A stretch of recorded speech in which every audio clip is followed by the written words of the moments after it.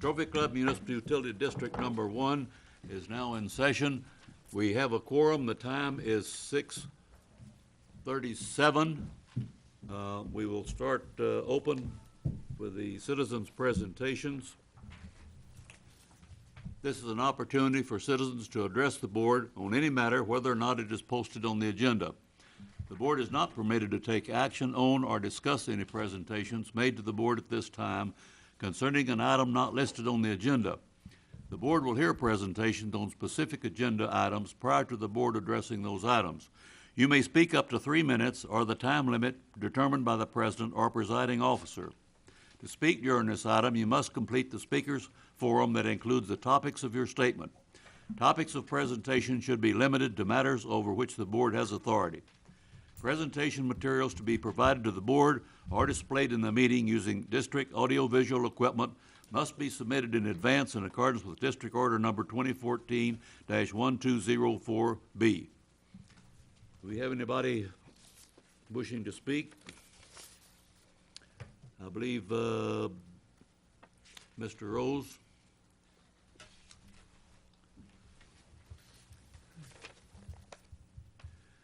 Mr. Rose, I would like to mention to you, because I'm sure your presentation is going to be the same as it has been, repetitive for 6 months. There is a procedure to get items discussed by the board that would be a whole lot easier from your standpoint via a petition. I'm not sure that you're aware of that, but if not, Gloria, the general manager, can give you the specifications if you would wish to proceed in that direction. Save us all a lot of time. Please, go ahead, your presentation. Thank you, sir.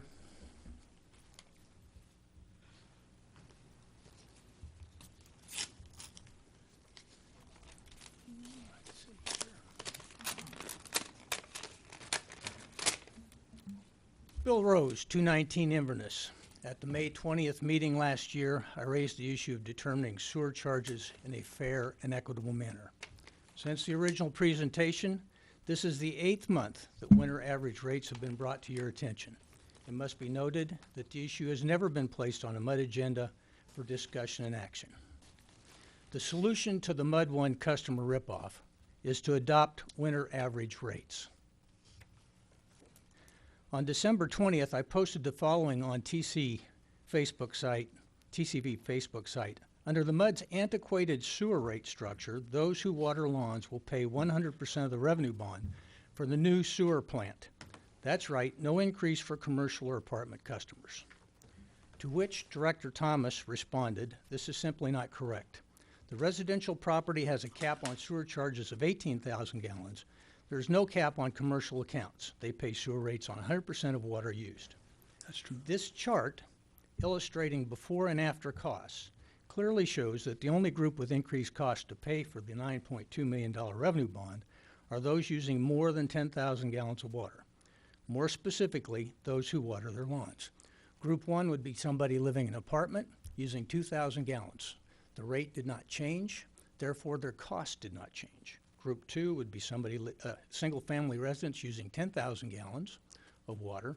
Once again, the rate did not change, their cost did not change. Group 4 would be a commercial customer. Now, I stopped the slide at 18,000 gallons, but it makes no difference whether they use 18,000 gallons or 60,000 gallons. The rate stays the same, their cost does not change.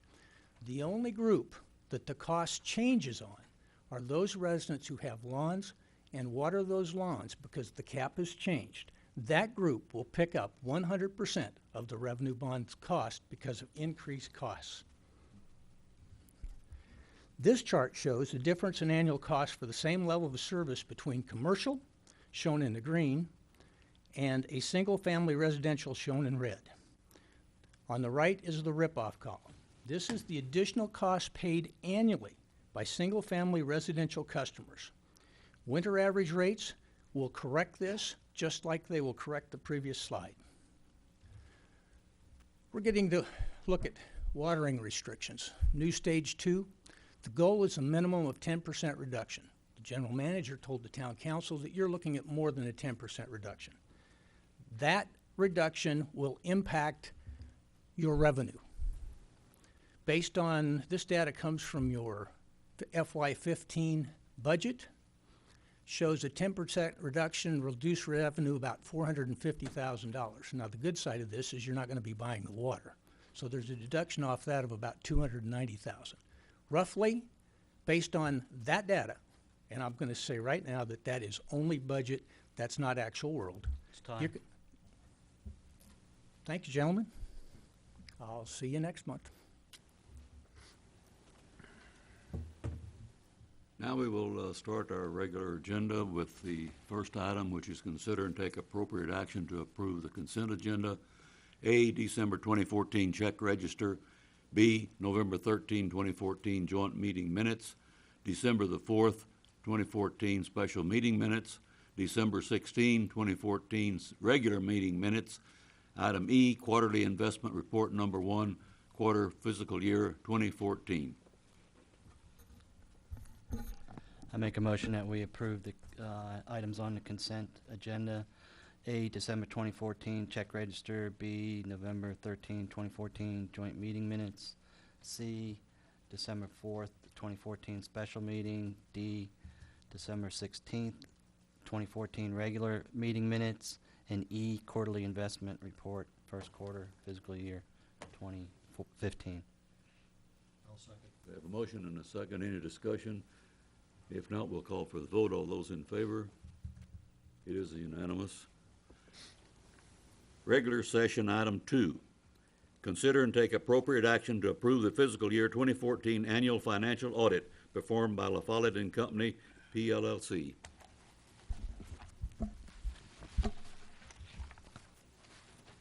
Good evening, Board. My name is Rod Abbott with La Follette and Abbott CPAs. You should have a bound final version of the audit before you. There's a couple of loose letters in the beginning of it.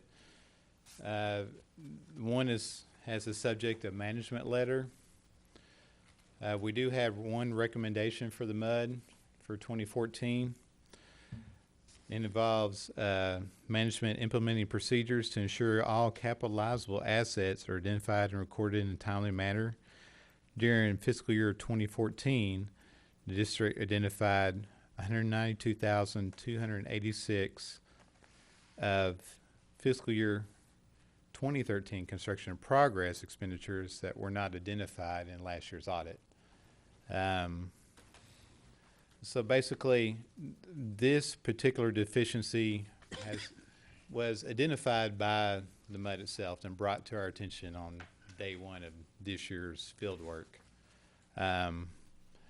But due to some miscommunications between MUD management, this was not identified and it was not capitalized as construction in progress the year before.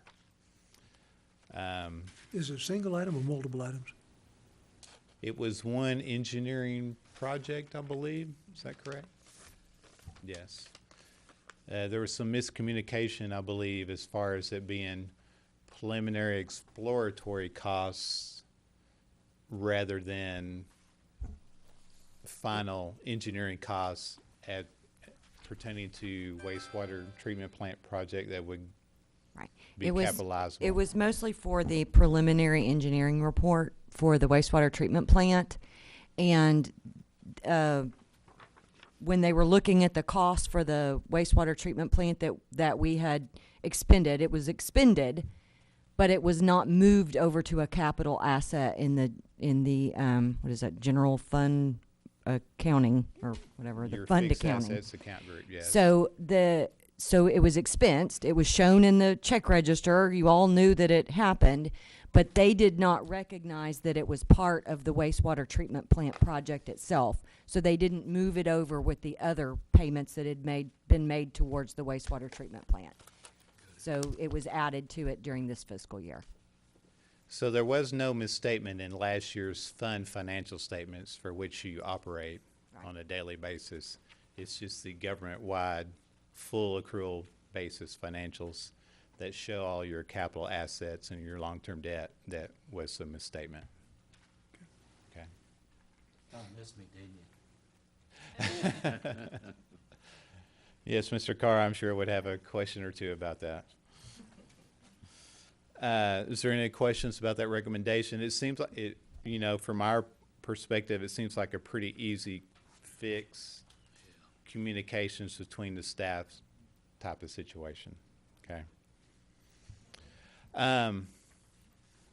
The other loose letter you'll find in the front is just a standard communications letter to governance, which is the board, saying that we didn't have any difficulties dealing with management throughout the audit process. There wasn't any disagreements on the adjustments that needed to be made, things of that nature. And there is an attachment with our 2 adjustments, and one is just an expense reclass, and the other one involved a debt entry. And so very minor adjustments overall. And so no issues there unless you have any questions. We can move on to the bound portion of the audit. Since we do have 53 pages here, I believe, in the bound portion audit, feel free to interrupt me with any questions you may have, but I'll try to keep it big picture and just go over the highlights. Since we didn't have any major adjustments, most of the financials herein, at least on the fund financials, should be very similar to what you saw from management before this. Pages 1 and 2 are our auditor's opinion for the MUD. And once again, the MUD is receiving an unmodified opinion, which is the best opinion we can give, which is the one that debtors and citizens and everyone else wants to see. Basically meaning that all the financial balances herein are materially correct to the best of our knowledge. Okay. Starting at page 3 is the MD&A. It's kind of a broad overview of the activity for the year. It's much too much for me to go over in detail. So I would like to go over to page 15, if you don't mind, and just show the revenue expenditures for the MUD's General Fund, Debt Service Fund, and Capital Projects Fund for the year. And really, this page shows a lot of the differences from here compared to the prior year. As far as revenues, there's not a lot of drastic differences. It's really about the expenditures. Mainly, if near the middle of the page, capital outlay. You know, the general fund fronted a lot of the wastewater treatment plant expansion upfront costs. You see that number at $990,000. And also, even the capital projects fund has $354,000. So that number there, $1,345,000, is up $682,000 from the year before. The other big change was non-departmental of $776,000. And that number captures all the big legal costs for the year. And I think everybody is aware of that, you know, with the ongoing legal disputes that went on during the year. That number is up $457,000 from the year before. So those 2 items alone pretty much comprise a total increase in total expenditures for the year. Total expenditures came in at $9.1 million, as you see there. This is pretty much $1 million compared to the year before. So some of that is out of your control. Some of it is planned and budgeted for. Third line from the bottom. I just had a quick question. Yes. Before we move on the legal cost, that included the town and, you know, regarding the PID, and then the Westlake issue that the town and Westlake was. Is that correct, or did that include? Yes, during last fiscal year, the kind of the main projects were the PID agreement, the issues with Westlake, or I'm sorry, not Westlake, but the developer in Westlake. That was the major one. But also the PID issue, and it kind of, in the very beginning, there was some leftover of the issues with the TCQ getting our bond approval, which you could say is also that, but it was legal to do with the town of Trophy Club and the town of Westlake as well. Okay, thank you. Did it also include the legal issues on the back when we couldn't get the town Yes, as to hold up on the approval of the plat? the majority was dealing with the developer in Westlake. Just different issues, same person. Okay. Sorry about that. No problem at all. So the third line from the bottom, net change in fund balance for the general fund was a loss of $859,000. So a pretty good hit to your fund balance for the year. Turning back to page 13 quickly. In the first column for general fund, you will see unassigned fund balance is down to $488,000 compared to $2.9 million the year before. So we had some things going on here. First of all, you had the extra costs that we just talked about. Second of all, you have management assigning future costs to the wastewater treatment plant expansion and other items, That- which gets moved up to that assigned capital outlays $2.4 million amount. Just as a side note, that has been reimbursed, or a lot of the big portion has been reimbursed. The upfront costs incurred on the treatment plant has, yes. Right, okay, I just want to make a note Not the that. 2.4 million here. Right, yeah. Right. But I just want to make a note that a good portion of that was reimbursed with the first bond sale. Yes, some of this was planned as far as reimbursement, for sure. So the unassigned fund balance is below the ideal, but management is dealing in reality as far as assigning fund balances, what they expect to expend the coming year as far as assigning balances there. So we like to see that as auditors, management could not assign anything. It's up to them. And so we like to see this, you know what you're going to spend, at least from contractor estimates for future projects. And so management has done the responsible thing and assigned that $2.4 million for upcoming projects, which gets your unassigned fund balance below the ideal. But that's just the reality of the situation. And in light of page 15, you had on page 15, the revenue expenditures, a lot of one-time legal expenditures and a lot of the upfront capital outlay expenditures that should not recur. So there was some discussions in the audit committee meeting about, how do we build back up this general fund unassigned fund balance. And, it might not be as difficult as you would believe, because most of this net loss that you see here, $859,000, is because of these items I'm discussing. Okay.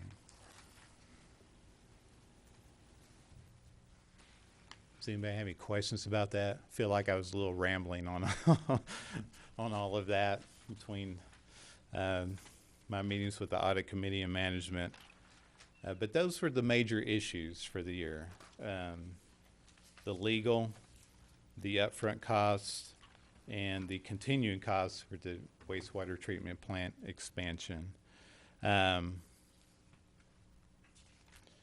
far as the rest of the financial statement packet, if you want to turn to page 35, you will see management budget versus actual results. Rod, can I make a comment on this page? Sure. Is this working? Doesn't Yeah, seem I can like hear It you. is for some reason, but, What page, Jennifer? Page 35. I just want to point something out for the board. I always kind of like to, this is the page I like you all to kind of look at because it's where I can brag on y'all. I think that we did a really good job this year in projecting. We, even with the waste, with the restrictions that we had and trying to kind of adjust there. We when we first started the budget, we thought we were going to have a rate increase during the fiscal year, and it didn't quite happen when we thought it would. So kind of looking at how we did last year, I just want to point out that when we budget, especially, on the overall revenues, looking at the water and the wastewater, and when we do the expenses, of course, we're very conservative. And so I'd just like to point out that we hit it within $120,000. Even being very conservative, we did a very good job on looking at what we projected our revenues to be. And I always like each year to kind of point that out because that's my opportunity to brag on y'all. I think we did a great job as a team projecting those expenses, even with some that we didn't expect right at the beginning. We still managed to meet our budget, both on the revenue side and the expense side. So I like to point that out, Rod. That's not Jim and Neil, though, right? That's right. No, that's a very good point because, the non-departmental that you see in the middle page that contains the legal fees with the big variance, even considering that, your overall negative budget variance is only 47,000. So, being conservative on your estimates pays is the big picture. Believe me, we have a general manager that makes us look good and a staff to support her. Right. So, That's right. Really, the rest of this audit package is a lot of detail. This is a governmental auditing standards audit, which means we look at compliance with TCQ, with any grants you might get throughout the year. And no issues were noted there, no internal control issues or compliance with those agencies. So that report, I think you see on the very last 2 pages, is a clean audit report also. Okay. Is there any questions? I have a question on page 50. Mm-hmm. I think there's a typo on the terms of myself and Mr. Thomas. Is that supposed to be 0514 to 0518? It says 0504 on both of ours.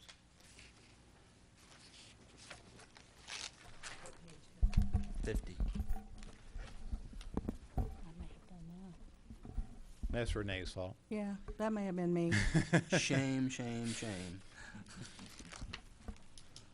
So if you could, it doesn't really matter, but if you would. It's not significant to the bound audit, but I will make a note of that. Yes, sir.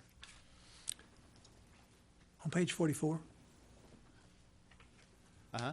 are we making, I'm just looking at the bonded indebtedness. So it is principal payments in September and then interest payments in both March and September? Yes, sir. Okay.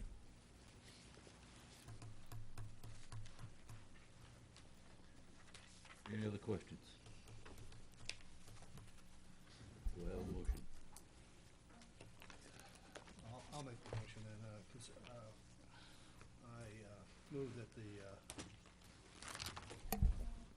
I move that the board accept the audit as presented for fiscal year 2014, as performed by Lafayette and Company P. LLC. I'll second. Jim Hayes, second. Any further discussion? The audit committee didn't have anything, or, everything looked okay? Okay. We Got resolved. explanations that were satisfactory. And on top of that, when we were meeting, we noted how well the staff had prepared for the audit, which expedited the audit and also limited our cost. Yes, that's a good point. We hit the ground running our first day of field work. This is the first year that we did our own, wasn't it, Terry? Or partial, The fund financials, yeah, the second year. second year? Yeah. We're old pros now. No, I echo what they said. I mean, the staff did an exceptional job. I mean, I know they put many long hours in, so thank you very much. Okay, I'll call for the vote. All those in favor? It is unanimous. Item 3, consider and take appropriate action regarding all matters incident and related to the issuance and sale of Trophy Club Municipal Utility District Number 1 Water and Sewer System Revenue Bonds, Series 2015, in the amount of $9,230,000, including the adoption of Order Number 2015-0120, authorizing the issuance of such bonds.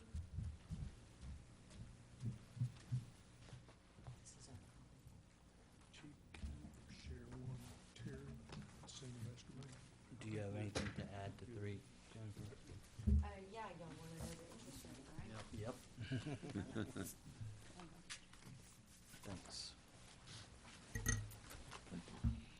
Welcome back, Dan. Thank you. I'm glad to be here. My name's Dan Allman. I'm with Is this Southwest the last time Security. we're gonna see you, Dan? No. Maybe formally, but not literally, but Less than 2%, Dan? getting close. This information is going to look familiar to you, the way it's structured and laid out. For that reason, I'll go ahead and just summarize, and if you have any questions, you could stop me. But since we did this, I guess 6 or so weeks ago, it's going to be pretty straightforward. The information on the left, I'll go through. The information on the right is the notice of sale and will become your official statement when we incorporate the terms of this bond deal internally into that document, which we'll do tomorrow if you approve this sale tonight. So looking at the information on the left-hand side, we're selling today at 11 o'clock on parity on the internet the $9,230,000 water and sewer revenue bonds. We got 4 bids. The best bid was at a net interest cost of 2.75%. The average life's 12.21 years. It's about a 20-and-a-half-year deal. It goes out to 2035. That's a great job. We are going to designate the obligations as qualified tax-exempt obligations, which means they're bank qualified, and we'll keep your total debt to $10 million this year. That counts all other debt when added to this: leases, short-term bank loans, any kind of borrowings. So this is the first month of the year, and you're already pretty much tapped out if we're going to do bank qualified, I guess is the point. We did get a AA- on these revenue bonds, which is the same rate we got from Standard & Poor's on the unlimited tax, which I thought was really terrific for the district. We consequently, we did apply and get qualified for bond insurance because the perception of revenue bonds in the marketplace sometimes is considered maybe a little deficient to a similar unlimited tax, tax bond. And so we did have it in place. The best bidder chose not to use it. So they thought the strength of your, security being your net revenues, accompanied with a AA- rating, was sufficient to sell it. So I also was pleased with that. But I do want you to know it was qualified and it was in place for the underwriters to use and pay for out of their spread or their profit. If they'd chosen to use it, you wouldn't have had to pay for it. That's part of the deal. It's the bidder's choice. So the bond buyer's index is about as low as it's been in the last 3 years. There's a whole index further back on like page 9 or something, but we can go ahead and flip to page 3, and those are the 4 bidders. You can see there's like 11 basis points different between the high and low bid. So that's very representative, and there are other firms in some of these accounts, or what they would call syndicates. So What was the other one, 289 or something, the last one we did? I believe that's correct, 284, 289. Yeah. I believe it is 289, but Dan, when you say the bond buyer index is lowest it's been in the past 3 years, what exactly is the bond buyer index? It's an index of general market A-rated municipal bonds that have a 20-year maturity. And it's good for trend analysis. It doesn't specifically let you identify the kind of rate that you, with a AA minus in Texas as a MUD district, would receive, because your bond issue, in fact, it says on page 1, has a little bit over 12-year average life. So it really is used generally for trend analysis, whether municipal rates generally are going up or going down or staying the same. And you can see it on page 9 in this set of information I've got. Well, the question, does the 3.29% have any correlation to the 2.75% that we got? Not directly. No, it doesn't. But if tomorrow at lunch your contemporary said, do you think you got a good interest rate because the market's real good and low, you could say, yeah, the bond buyer's index is as low as it's been in several years. That would tell them that you were of the opinion that, based on the bond buyer's index, that rates really are very low for municipal bonds and municipal securities. Now, if it was 5.5, you'd be telling them just the opposite, you know. But and you know, if you look on page 9, you can see that in 2013, the high was September, first week of September, was a 503. The low that year in 2013 occurred in January. It was a 353.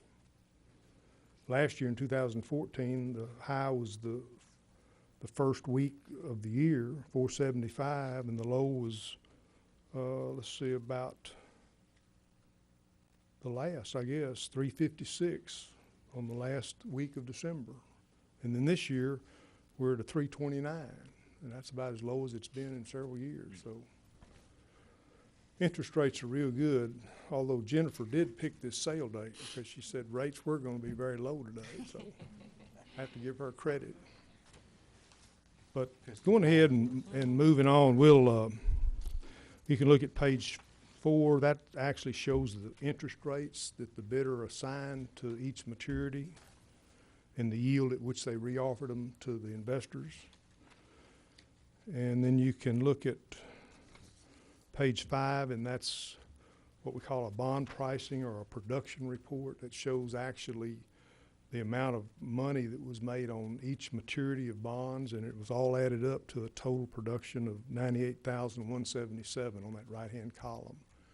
That's what the underwriters were using to get their profit and pay their salesmen, and they actually rebated about $4,600 of that to you in the form of a premium back to the district, which buys the interest rate down a little more.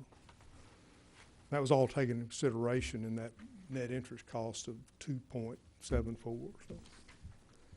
Then page 6 and 7 is the semi-annual debt service requirements of the new bond issue.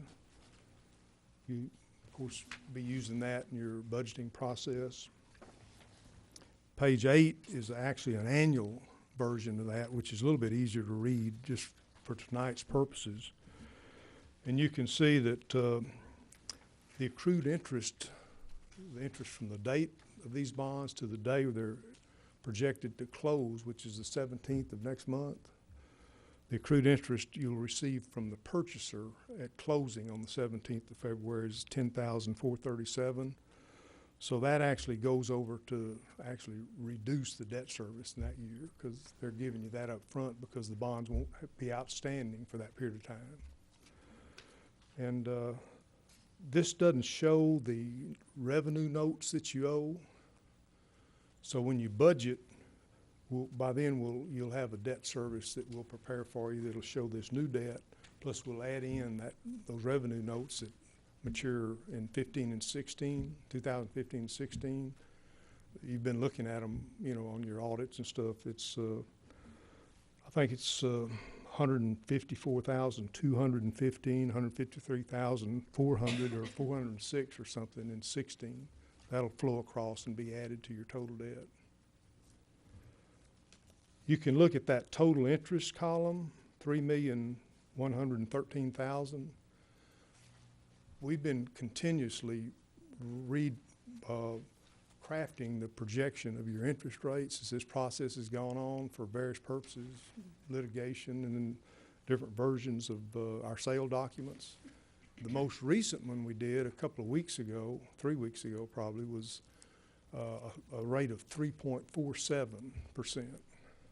And rates have continued to go down since then. At that point, we had to release this information and quit changing it and get it to parity so they could, perfect the information, make it available to bidders and so forth. And when you do a competitive sale, you finally have to lock in your assumptions and quit changing them and get that information out and get it published for the potential bidders. If you do a negotiated sale, you can be remodeling your debt and everything right up to the minute that they underwrite it today. You just keep making change after change because you don't have to, like I say, publish the stuff and get it out on the website for everybody to look at and decide if they want to bid, and then keep it constant and quit changing it. But having said all that, the total interest of $3,113,000 plus was about $800,000 less than when we did it at 347 here a few weeks back. So we got tremendous saving.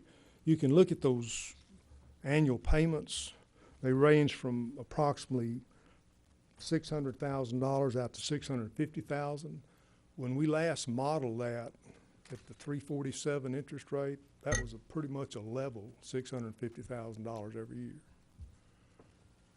And those annual payments got skewed a little bit through this bidding process, but they just steadily rise back to the 650. So I talked to Jennifer earlier in the day, and she said that one good aspect of that is that as you add your final and remaining customers, that'll be expanding your base, and they'll be able to pick up some of that growing cost, and it won't be all, put on the existing, resident customer count. So be spread out, out over a larger base.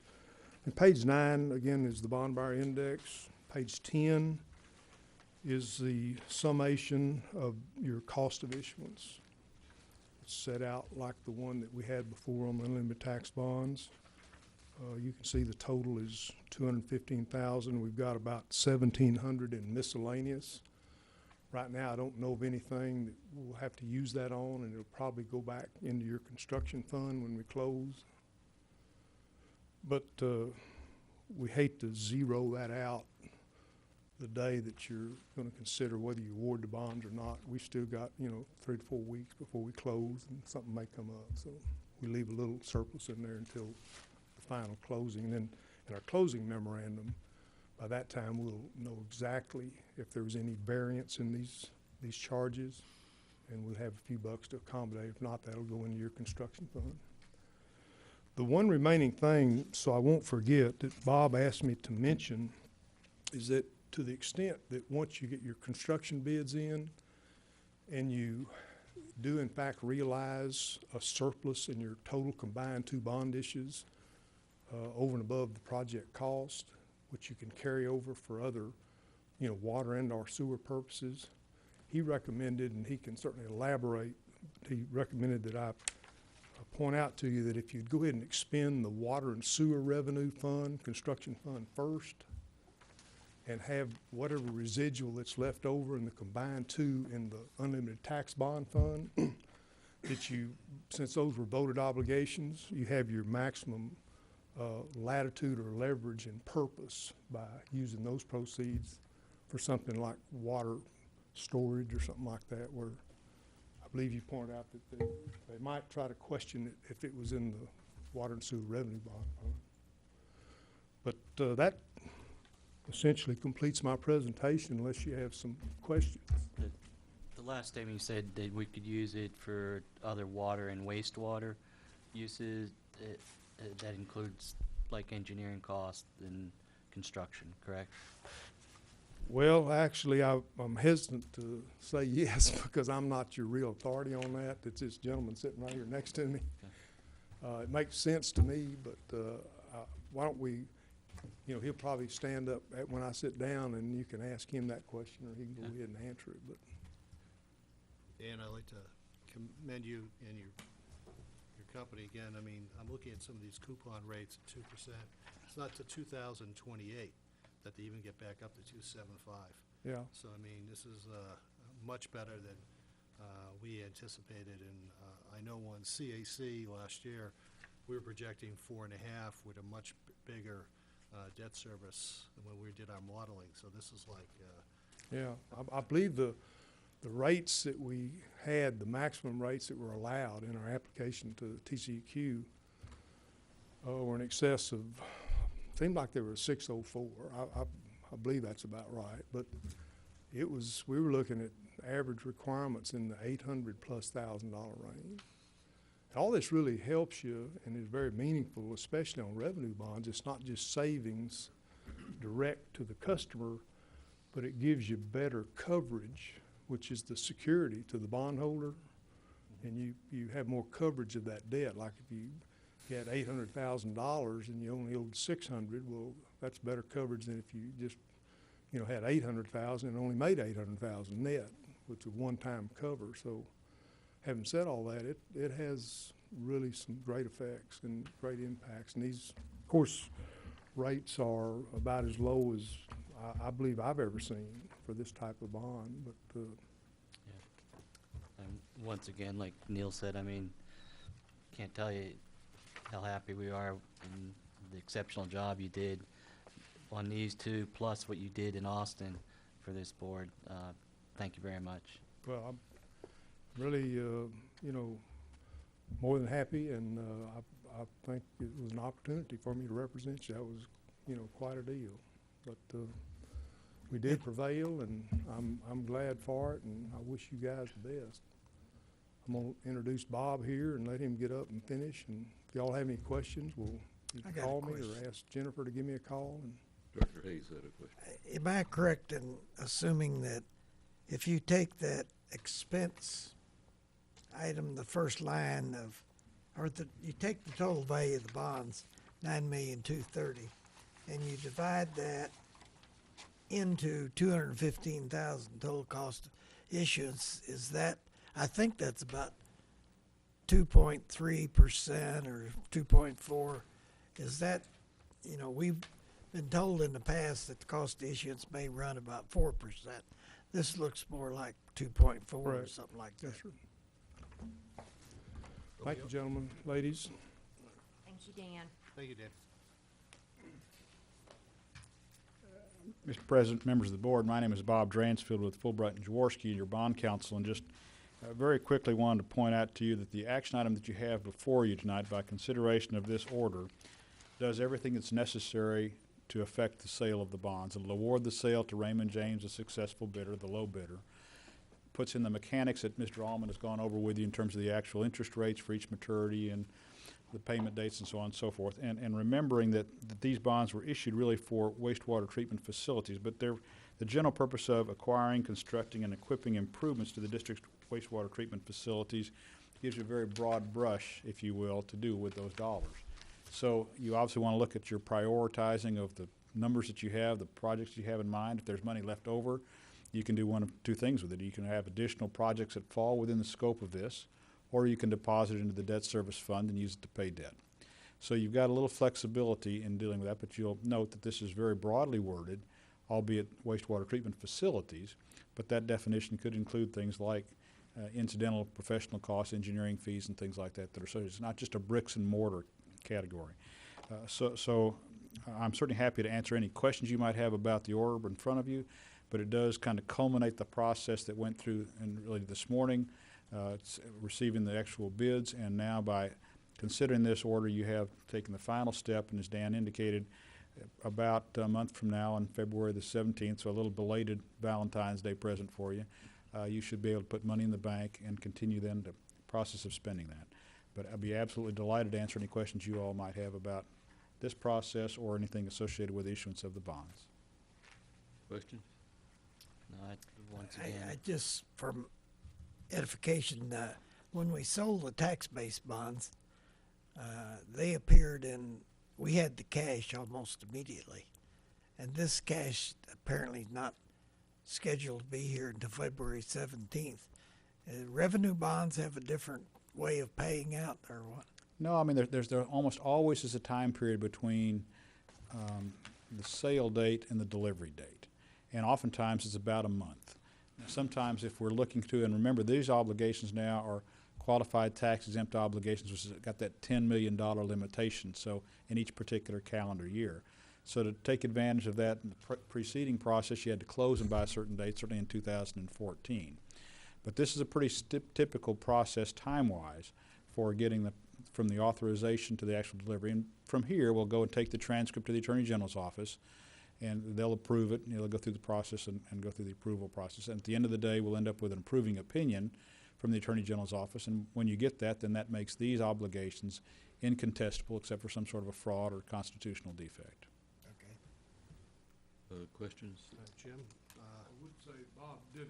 Dransfield did a lot of extra work to speed up the delivery on the unlimited tax bonds because the year was running out and holidays were going to start. Yeah. And, Yeah, I they remember that pre-filed, they discussion. did a lot of extra things to Right. shorten that month period down to that. Yeah, short again, time. like Dan and Bob, I mean, not only this, but the work you did in Austin, I've said it before, you know, exceptional job, and really appreciate the assistance and the guidance in getting this done. I know Carl and Kevin are rubbing their hands, ready to jump in and get things going, so, you know, it'll be good for the community as a whole, all of our customers, so thank you very much.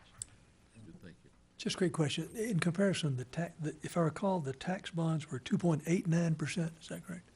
So it's just a little bit less than that. Yeah, this is, as Dan indicates, from my perspective, it's a pretty attractive rate. I got excited at 289. I get real excited at 275. All right, Mr. President? Yes, sir. I'd like to move that we adopt order number 2015-0120, authorizing the issuance of Trophy Club Municipal Utility District Number 1 Water and Sewer System Revenue Bond Series 2015, approving and authorizing the execution of a paying agent/registrar agreement, and approving and authorizing the distribution of the official statement in relationship to such bonds. Second. We have a motion, we have a second. Any other discussion? If not, I'll call for the vote. All those in favor? It is unanimous. Thank you very much. quite welcome. We appreciate it. I'll leave We're on our way. these bids to be executed with Jennifer, and she can. Yeah, we just decide gotta when break we ground focus as quick as y'all we got here. Okay, item 4, consider and take appropriate action on matters related to water system improvements, including A, presentation on status of Fort Worth transmission system projects underway, B, request proposal from the Wallace Group to perform planning study for Highway 170-114 transmission line upgrade and ground storage tank construction. Jennifer, is that you?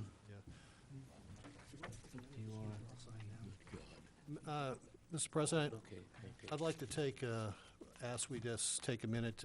There's a number of forms here that have to be signed, and in order, since Dan's here right now, to make sure we do it absolutely the correct way, I'd like to take a 5-minute break so we can do that. Yeah, Back that's at fine. 7:30. It's, we will take a 5-minute break. The time is 7:25 until 7:30. We were in recess. Sure that it had the capability, future capability, to perform winter averaging for your sewer system. Thank you. Okay, thank you. Discussion?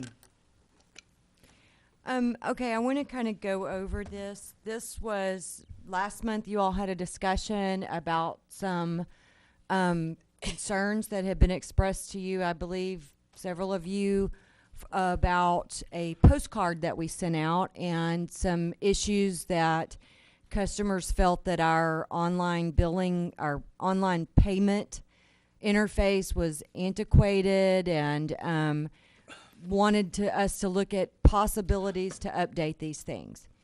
The postcard that was sent out was regarding the inability at this time for the district to have an e-box service. And what that is, our bank, First Financial, does not offer e-box services. That is so that if I personally use Wells Fargo, I can go to Wells Fargo online bill pay and I can pay my bills through the bank. And if the recipient bank or the recipient entity, it should be, for example, Verizon. I have a Verizon bill. I can pay it, but Verizon has e-box, so when I pay it through Wells Fargo, it is almost immediately, within 24 hours, it's deposited to Verizon, so my account is paid up at that time. First Financial does not have that ability. So what happens when customers right now go online and they pay their bills through their bank, the bank uses a third-party system. There's one in or a clearinghouse. There's one in Pennsylvania. There's one in New York. There's one in North Carolina. They're in other states. They write a check and they mail it to the district. And until we receive that check, we cannot credit the person's account. But what they're seeing on their end is their bank is debiting their account immediately. So the problem is that First Financial does not offer e-box services. And we discussed that last month. We went back to STW, and they have now partnered with a company called Vanco Services. And this is a third-party e-box service. I know absolutely nothing about third-party e-box services. This would be the first time I've ever used one. But it sounds like it's exactly the same. It works the same as a banking system e-box service. But there's a couple of things I want to point out about that so that you all fully understand. Not all banks participate in this process. So this is not going to make 100% of all customers that issue go away. We are still going to receive some are still going to have that same problem. And that has to do with their bank interfacing with the e-box service. So I don't want you to believe if we get the e-box that problem goes away completely, because it doesn't. But I think it could clear up about maybe 90% of the issue, depending on how many customers, banks participate in this e-box.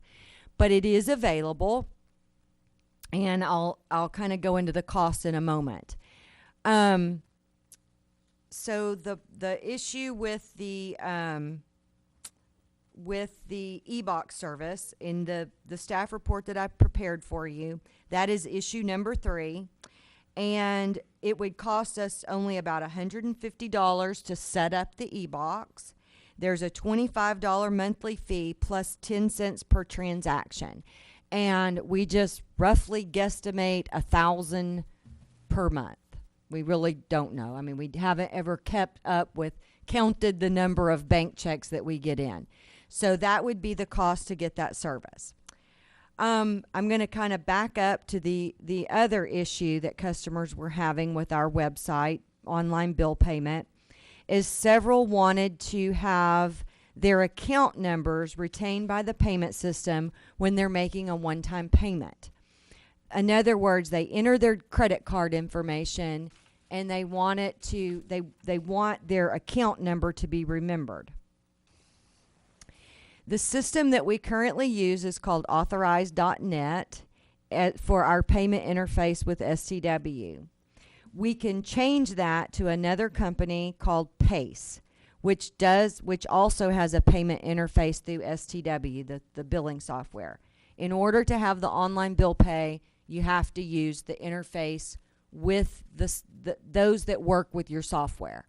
And it's whoever our software company partners with. And in this case, it used to only be Authorize.net, but they've now have a new company called Pace.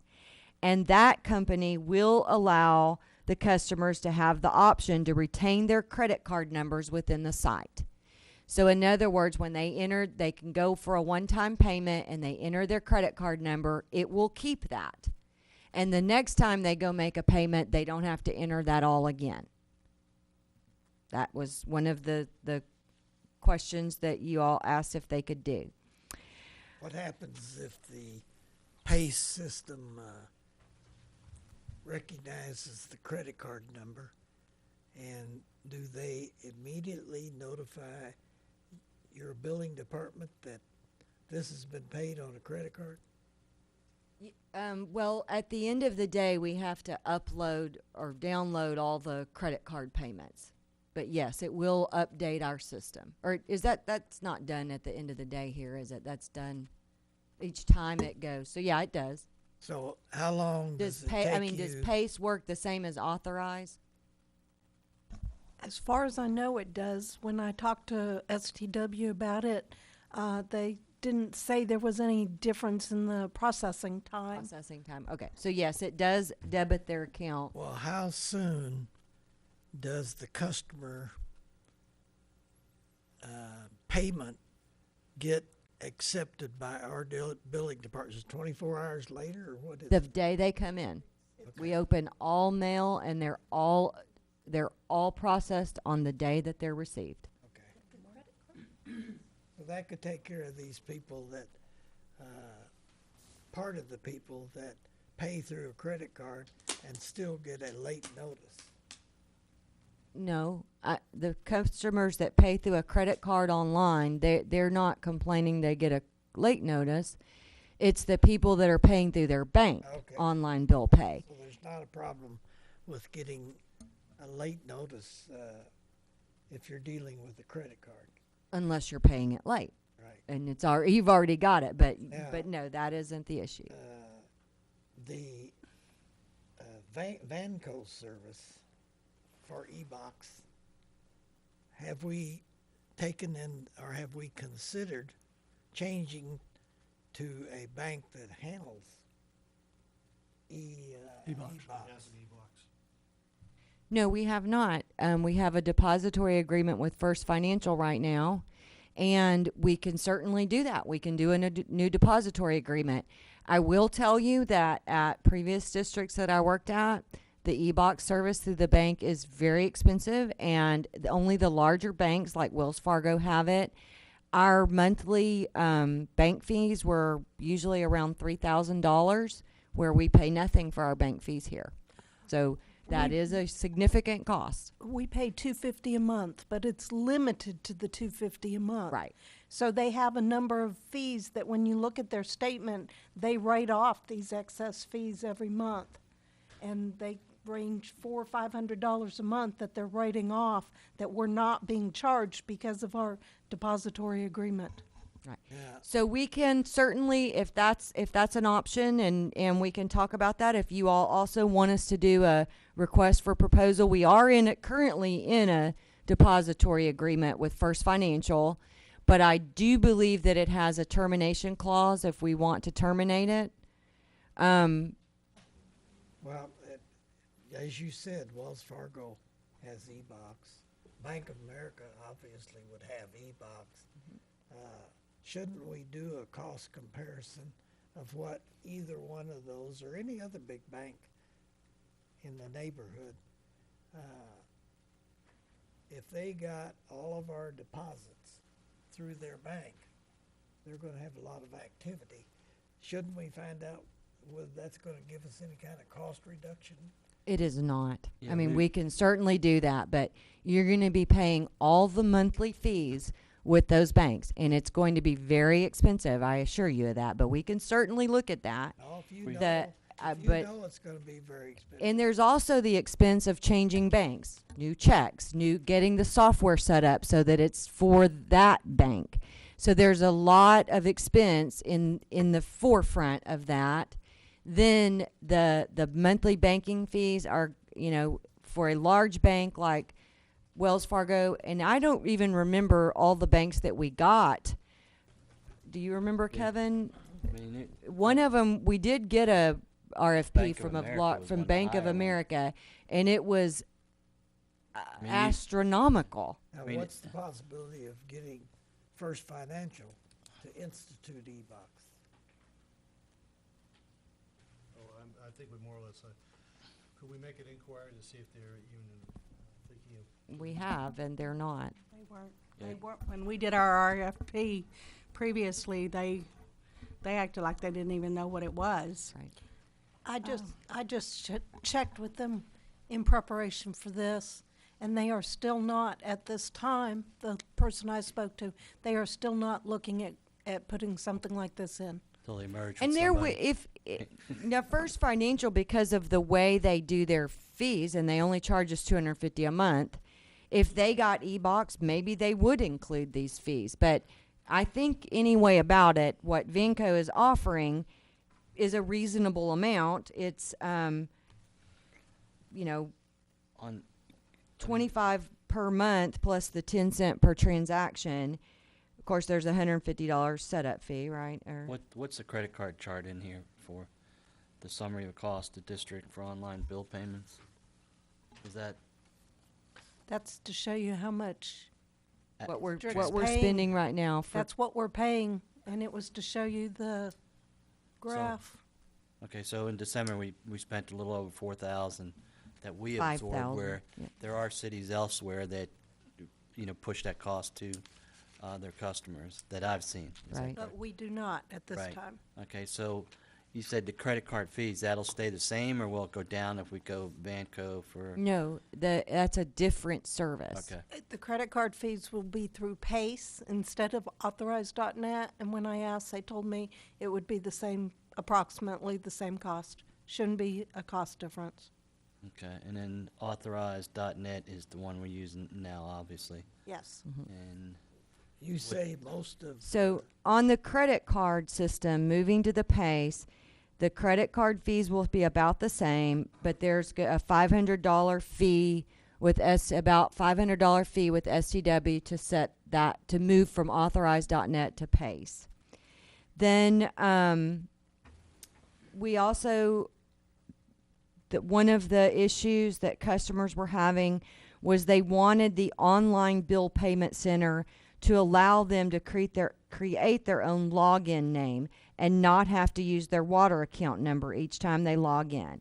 PACE does allow the customers to do that, to set up their own email login and password, and it's about $690 for the programming and setup of that function. What part of the public cannot use Vanco? You said it only doesn't guarantee everybody will be able to process through Vanco. Who again is it that would not be allowed to process? If their bank does not participate in e-box services. Maybe their bank has an online bill pay. Do any of y'all use First Financial? Do they have online bill pay? Okay. So there you go. They don't participate in e-box. So if you go use your First Financial bank and pay a bill, they're going to go through a third-party system and send a check. but that. So it's the customer's bank at that Yeah, but point. If you think about it, the people that are complaining are the people from bigger banks not being able to work with First Financial because they don't have or work with e-box.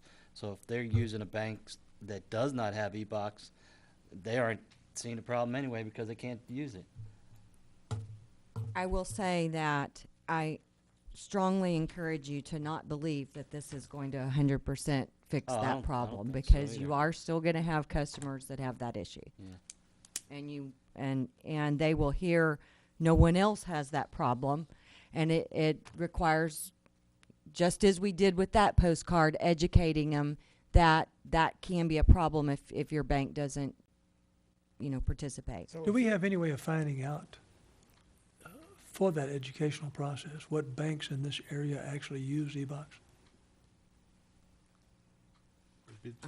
We can call banks and find out if they do. But basically, it's your Wells Fargo, your Bank of America, the bigger banks are the ones. The small banks, that you see only one or two offices are not it's too expensive for them. If you tried to pay, if you were a customer of First Financial and you tried to pay your bill through your checking account at First Financial, they would just write a check. Is that correct?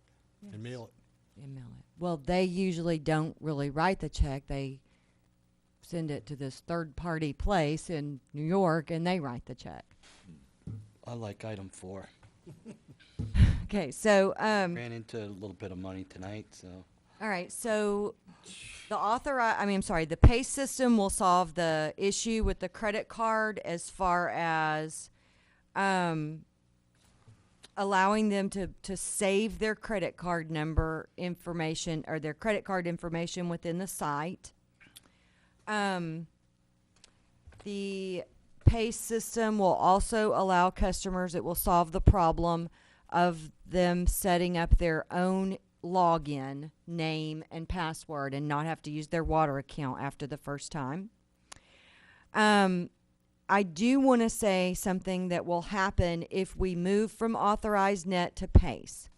If a customer went on to the credit card system right now and they set up automatic monthly bills to their credit card, that's not going to work anymore when you move to PACE. They have to go reset it up. It's a different company. So we will have to send out a letter, and what we could, I was going to get staff direction on this at the end, but we may want to consider waiving late fees and disconnect notices because for that first month, because I assure you, if I send out a postcard and put it in the bill and put it in the newsletter, there's still going to be a certain amount of people that say they had no idea. They thought it was being paid by their credit card. I will tell you that I can't not have their service disconnected because I'm not going to know that was the issue. Can we identify that group of people?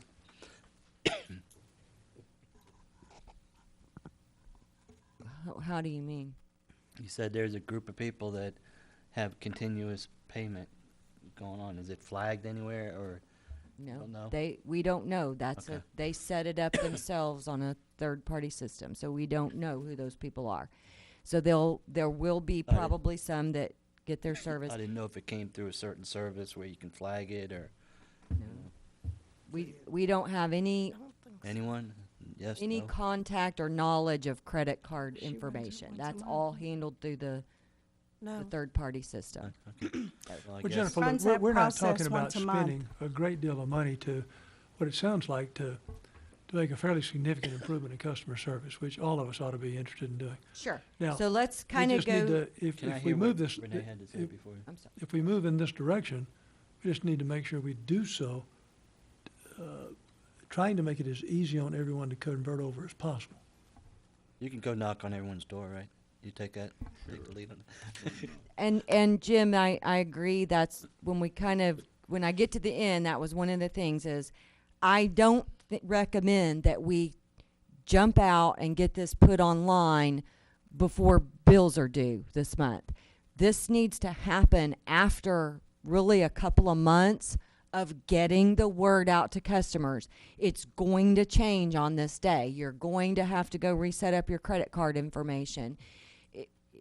And we're doing it because it gives you this advantage. It will, right, exactly. It will improve our payment options. The e-box, that's something we can do immediately. That doesn't need to wait any time. We can do that if that's something you all want to look at. Let me ask this So, question.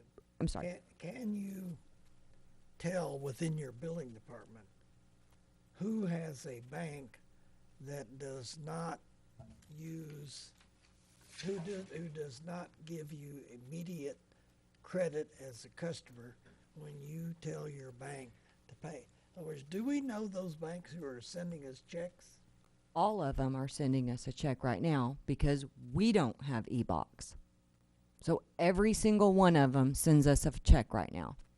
If it's not a credit card, it's a check. That's why we have the That problem seems with like that. we would save a lot of labor hours or, of Well, processing those checks. The first time the checks come, the first time that they pay that way, we have to go in and manually match up whose account it goes to.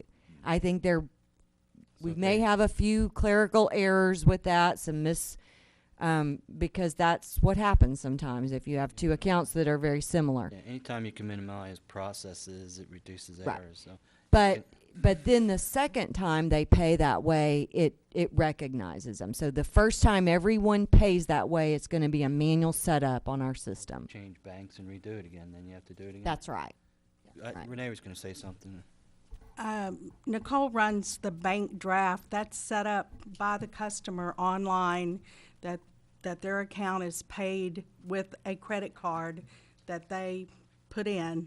And it's a process that she runs that file, and it goes to the bank, and that's how it's paid. It's on the 19th, I believe, maybe the 20th. I bank with First Financial. I've done the bill pay, and it was like, well, you know, I can mail my payment too. If it's just going to be a check, I can do that. You don't mail your payment. You come here every Oh, day. I don't. Come I on. pay online. Really? But we also offer the bank draft, and I pay my water bill through automatic bank draft every month. I don't have to think about it. It's just done. So people do have other options than Well, I think the that, big so- thing here, we've already said it, is communicating to our customers that there will be changes to their benefit. Right. And give them X amount of time to, adjust to it before we institute it. But, the staff is recommending, it looks like, the Vanco and Can I cover the last issue real I don't quick, think you need Kevin? to talk about that one. Well, It I has want to three- cover, there was It has also. 6 figures on it. Yeah, customers, the other issue you all asked us to address was the payment interface, that customers felt that the payment interface was somewhat archaic and outdated. The pay system isn't going to look really any different. It's still going to look outdated and archaic to them.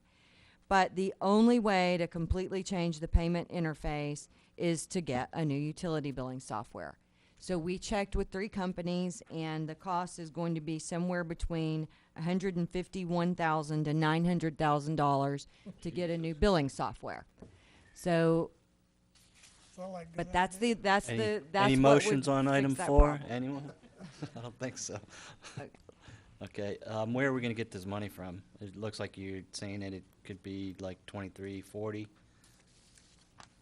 Is that right? Yes. I don't know where we will get it, but we will find it in the budget. By the time we get to the mid-year budget amendment, we will find some money somewhere that we can put there, but it is not budgeted. So that is why I'm requesting that you all recognize that we would be making a budget appropriation of about $2,300 to get this service online for the rest of this fiscal year. And that's saying about 1,000 of the online bill payment checks per month, which would be about $100 a month. yeah, for 8 months at $100 would be about $800. So that 2340 is a good number, or is it like, could go to 25, or? It could go to 25. 23, It could go to 41. 3,000. I mean, So I do don't you know want how a many not to people are going exceed, to or- use a. Or does it just, I wouldn't do a not to exceed. so what do you want the number to be? Kevin, that's going to be based on the amount of transactions, so it's going to be dependent upon the amount of people that actually utilize the new service. That's where that fee's coming from. So until we know actually how many people are going to utilize it, we wouldn't know Well, for a exactly. motion- I would say for, not to exceed $3,000. That And should cover it. And then as we get to the mid-year, maybe we'll have a better idea of how many people are using the e-box. I would like to be able to say to a customer that if you choose to use a bank that you're currently using, that bank is going to have to mail our billing department a check. It's possible that it's going to cause you to go into late payment. So if you choose to use that bank, this system's not going to work for you. Well, then I think you should leave it like it is if you want to be able to say that, because you can say that to anyone, no matter what bank they use right now, because we don't have any ability to do the e-box. But if the goal is to resolve, as many of those issues, as many of those as we can, then that would be that would be the solution, is to go with the Vanco. And then maybe when we do a new bank RFP, it would look different, but I don't really think it will. With a bank that has that, it's gonna just be very costly. I I think it leaves us in the position of basically having to say, our systems won't handle your problem. Well, they're gonna have other options, so choose they have door other number options. 2. But if you want to keep your bank and you want to try to pay out of your bank account, there's a likelihood that you'll get a late payment notice, and our system won't, we can't do anything to help you. Well, to me, it's like, Well, this okay, does when you put, this improves the system we have, okay? But it's like putting your letter in the mailbox. Can you guarantee it's gonna be there tomorrow? No. So if you mail it on the 18th and expect it to be there by the 20th or something, you're rolling the dice, you don't know. That's right. But That's this why I this don't write- improves I it. don't write checks anymore. Okay, I pay I everything on my credit card. yeah, I make a motion that we direct the general manager to utilize the services of PACE for online bill payments and obtain the new e-box service through Vanco Services, and also start to communicate with the customers of the changes and the benefits that it will bring to them, and to budget a $20 or $3,000 towards the new services. I'll second it. We have a motion and a second. Further discussion. I have an amendment to that motion. I want our customers to be told that this will not allow you to get your payment in the same day you make it if you happen to be using a non-participating bank in e-box. We will tell Yeah, them that's that. part of the communication, I think, isn't it? Yes.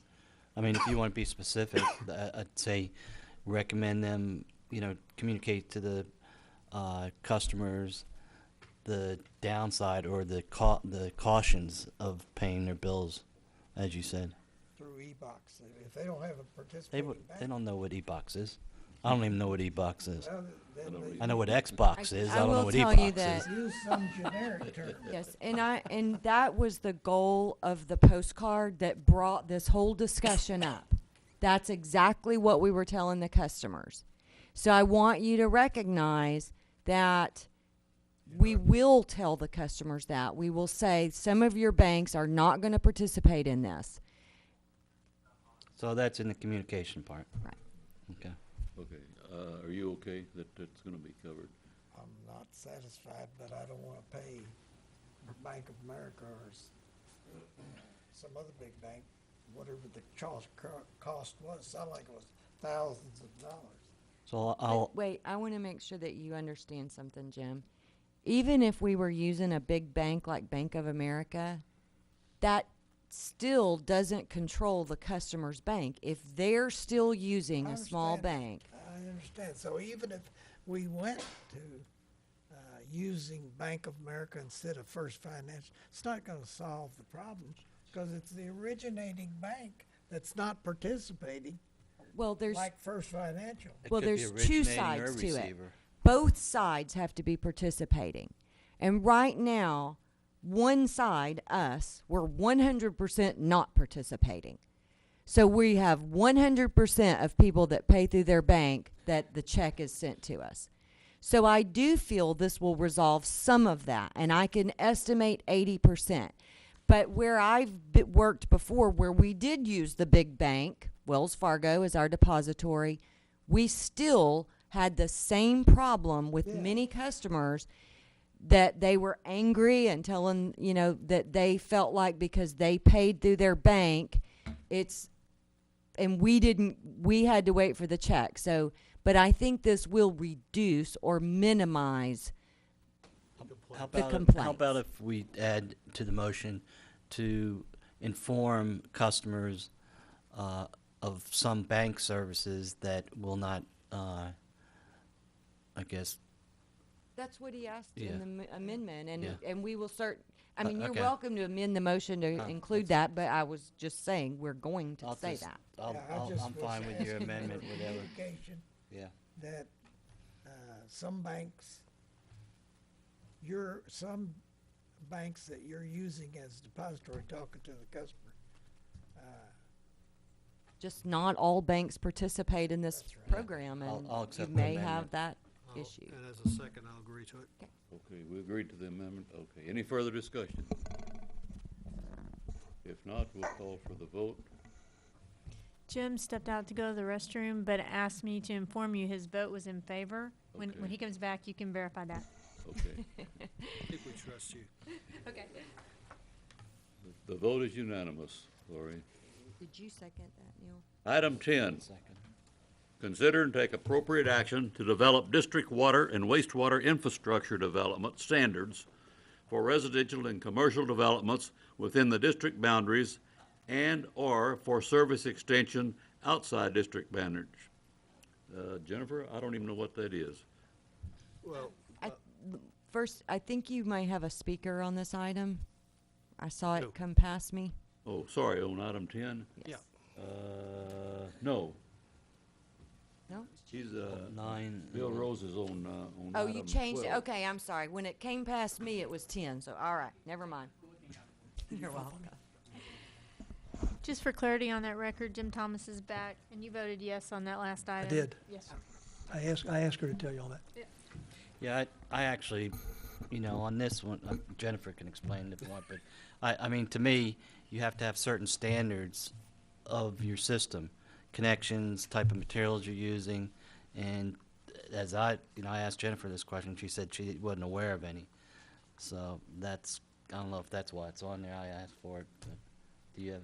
Actually, Neil did. Oh, Neil did, sorry. I asked for it because with the absence of having our own standards, where we can, any developer or any new development in the future, we can say, this is the minimums, this is what we need to have in there. Plus, we also have the thing is that when the project is finished, that infrastructure then is basically deeded over to us. Or this more formalize the whole process, so there would be less questions. In the past, there's been times projects have been finished inside the town of Trophy Club, but there's been a delay of actually deeding them over to the MUD, because if they're in the MUD district and they're finished, that's infrastructure becomes MUD infrastructure when it's deeded over. Well, give us an example of standards. What is a standard? One example I can think of is in the PID, when they put in the lines, they didn't compact the soil correctly. Remember that when you Yeah, I were on there? remember. And we had a street, collapse on it. And if they did everything to the standards, I don't think that would have happened. They had to dig the street up to repair the line, or. I thought we had Robert going out there almost every day and watching them install the underground piping. Is that partially our fault because we didn't point? Did Robert, can you assure that Robert went out there every day? Well, I don't have. a I mean, picture. he's in there 8 hours a day, and they might have put it in on a day he wasn't there. Our detective to follow him around. Yeah, okay. Well, yes, you should have staff or an inspector inspecting things. Absolutely. But was when you review the plans themselves, another example would be they use the wrong angle stop. We have a certain angle stop that we want them to use on the meter box. That's an example of a standard. But there's also a process, and that is that a new developer is going to be required, and I'm just making up a process, but this could be a process, that a new developer, if they want to do a development in the district, they have to enter into an agreement with the district that they're going to fund the construction, and at the end they're going to do a bill of sale and convey that infrastructure over to the district, so that through an actual bill of sale, where we then get from them the costs for the engineering and the construction, so that we then have it to easily capitalize when we're doing our audit at the end of the year. So there's certain processes that are part of this development standards, as well as what Neil is talking about, that you can only use this kind of pipe, and you can't use 45-degree turns. You can only use, you can't use 90 degrees or turns. You can only use 245s. I mean, there's different things that we would want developers to make sure that they're doing, and the type of pipe that they're going to use, or the type of pump if they were building a lift station. There's certain things that we would want done to a certain standard. Do you foresee this is doable on your part or your technical people? It's gonna take a good while, probably. It is going to take a little while to put a package together, but yes, we can do that. So tonight, we want to vote on whether or not we want to request you and the staff to develop these standards. And then I would assume that after those are developed, they would come back to the board for approval. Yes. Okay. So I'd like, for item 10, I'd like to, for us to give direction to the district, the general manager, to develop district water and wastewater infrastructure development standards for residential and commercial developments within the district boundaries and/or service extension outside the district boundaries. We have a motion and a second. Any further discussion? If not, we'll call for the vote. All those in favor? It is unanimous. Item 11, consider and take appropriate action regarding meter change-out program to upgrade customer meters to smart meters. Jennifer? Okay, we were asked also last month to look at, actually, it was to look back at a device that you all had done a little pilot program, I guess, right before I came here, that, what did you call them, fridge devices or something? Yeah, they were water monitors Yeah, I called them junk. put on their fridge. And the question was to see if that technology has come along. And the answer is yes, it has come all the way to completely, they gave up on it, and it's not ever going to be developed any further. Because they actually all of the meter companies are now using the smart meter technology. And so those devices are no longer available, but we could move towards a smart meter program. And we already somewhat are, in that the meters that you have to use in this with Badger, the current company that we supplies our meters, the new meter is called the HRE meter, and we already are purchasing those. That's what's available starting this year. And it works with the system we have, but it also has a different end cap that you can add to it that allows for customers to go online, and there's a smartphone app that they can see if their meter starts running. They can set up notifications, or if they get to 5,000 gallons in a month, that they can set it to send them a notice that they're there. So it's really fancy. There's a lot of customer interaction where they can know exactly when there's water usage on their meter.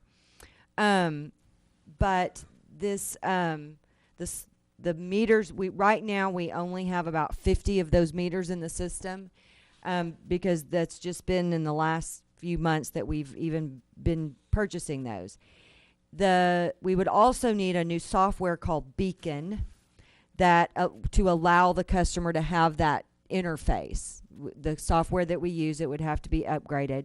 But we did learn through looking at this as well that the software that we're using, which is about 20 years old, this will be the last year that they provide support to it for our meter reading software. So we're going to need to update the meter reading software next fiscal year as well. Anyway, about it. But right now, about 80% of the meters that we have throughout the system allow for this data logging, where we can go out and whatever time interval the customer wants, usually 15-minute intervals for the last week or 2 weeks or whatever they request, we can run them a report. But we do charge for that. The smart meters would allow every customer that had a smart meter just to go set up their own account online. There's no charge. It's automatically data logging all the time. I do want to say that is, the larger cities are all using that. When I get to my drought presentation, we'll talk about swimming pools, and that is how the larger cities are finding out if customers are running autofills on their swimming pools, and they're issuing citations if they could tell that they have autofills going on. So there's, I guess it's a matter of opinion. Some people look at smart meters as Big Brother watching, and it is. We know what you're doing, but you also can know what you're doing. Is there any possibility of getting grant money tied to a drought or water conservation to offset, new software like this? Have we looked into that, or is there anything available for that? I'm not aware of any type of grant. Well, We can I certainly know a look into couple it, but volunteers on Edgemere, just off the cuff. Now, I don't know their names real good, but that would probably beta test this. okay, well, we could maybe offer them the beta test they buy the HRE and the NCAP at about $320. I don't know, it might be. We used to have a certain amount of meters each year put in where you could read it as you drove by in the golf cart. You didn't have to get out and read the meter. That's what we use now. Yes, that's Okay, what we have, the we're drive-by not meters. talking about abandoning that, right? Well, yes, Yeah. if you went to the smart meters, it Yeah, would I be mean- abandoning that and going to a new type of Right, system. but I don't like the idea of the customer that we pay for the customer to review his meter performance. I think we gain PR advantage by doing a certain amount of checks ourselves about meters that seem to be leaking. Because I've known customers that were contacted by the mud and told, we think you have a leak. Sure, we do. And those people usually come back and say, thanks a whole lot, I appreciate you folks looking at that. Yeah, Mike runs a report, and it flags anything that doesn't stop, 24 hours or? Yeah, and your meter has to stop an hour in a 24-hour period. If not, that's what flags the And you leak. get a postcard sent That to him. sounds good enough to me. I can't remember who thought of that, but yeah. Well, I know you thought about it, but I'm the one that Oh, I made it did, work. okay, yeah. As usual. I'm just the think tank. I don't do the work. So on this item, really, it's just that's the device that's available now is smart meters. And if the board wants to have us start, as far as the meter itself, the HRE, we are moving towards that type of meter because that's what's available. But if you want to speed along the process and have everyone start getting HREs faster, and if you want to change out those end caps, we've listed what we estimate the cost would be. Let's see, it's about, okay, the estimated cost of the software is $5,000. And then there's also an ongoing per meter cost. It's $1 per meter per month for remote read, or 35 cents per meter per month for the drive-by read. That's our cost for the software.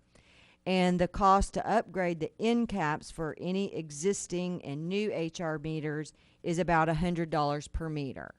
The cost for the complete package, which is the HRE and the end cap, is currently about $320 per meter.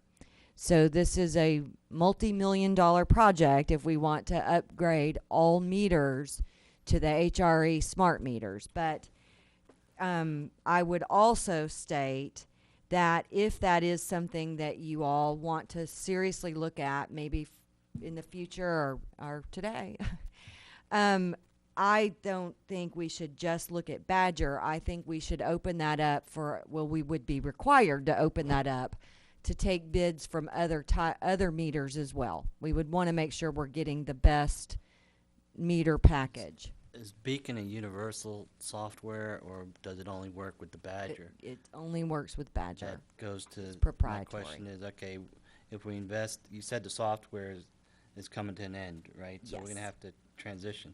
I think at this point, at least my input is to go out and look at maybe other suppliers of the meters and see what software works with those.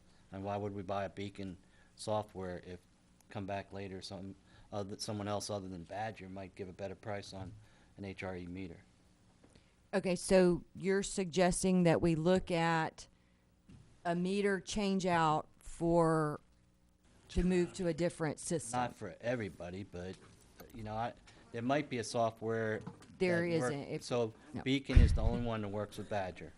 Each meter has proprietary software, yes. Okay, that's not too good. So, but if you want to look at a whole new meter package, you can certainly do that. And change every meter out in the community? I don't think so. Yeah. Not happening in my lifetime. Now, is the, I think what we really want to do is, at budget time, by that time, you need to look, you're going to have a new software package no matter what. And just come back with a recommendation regarding a new software package. But whether you want to go to another meter, then it sounds like you might have to have two software packages, because we're not changing out all the existing meters. Right. If you want to start, that's where, what I'm saying is if you want to start moving towards, and as we replace meters, use a different meter, with you new- are going to have two separate systems. You're going to have to read certain meters with this software and certain meters with this software. Badger seems to be like a common meter that a lot of people use. And do you agree, Mike? Yeah, I'm gonna say one more thing here too. We've had that Connect software ever since I've been here. I don't know when it started. Has it been here as long as you've been here, Renee? 1800s. I was looking for Jim Thomas to chime in on this one. But we actually missed a software upgrade too. Badger has been kind of pushing us over about the last 5 or 6 years to go to Read Center, which was their previous software. Well, now they've kind of even pushed Read Center to the side, and everybody's going to Beacon now, which will still do everything we do now. It's just their upgrade, and we don't have to upgrade our meters. The best bang for the buck, I guess, from what your input and Jennifer's is to stay with Badger, commit to Badger, and transition to Beacon. Then we have one system that reads the older meters, reads the HRE meters, and everybody's on the same page, because it's going to be very costly to change out, 4,200 connections as now, or something like that. So I'm for 1,400 are pretty new, so. yeah, I mean, you're gonna put Badgers on there and then change them out, or run two softwares? I mean, that doesn't make sense. So, You I wanna make guess, a motion, Kevin?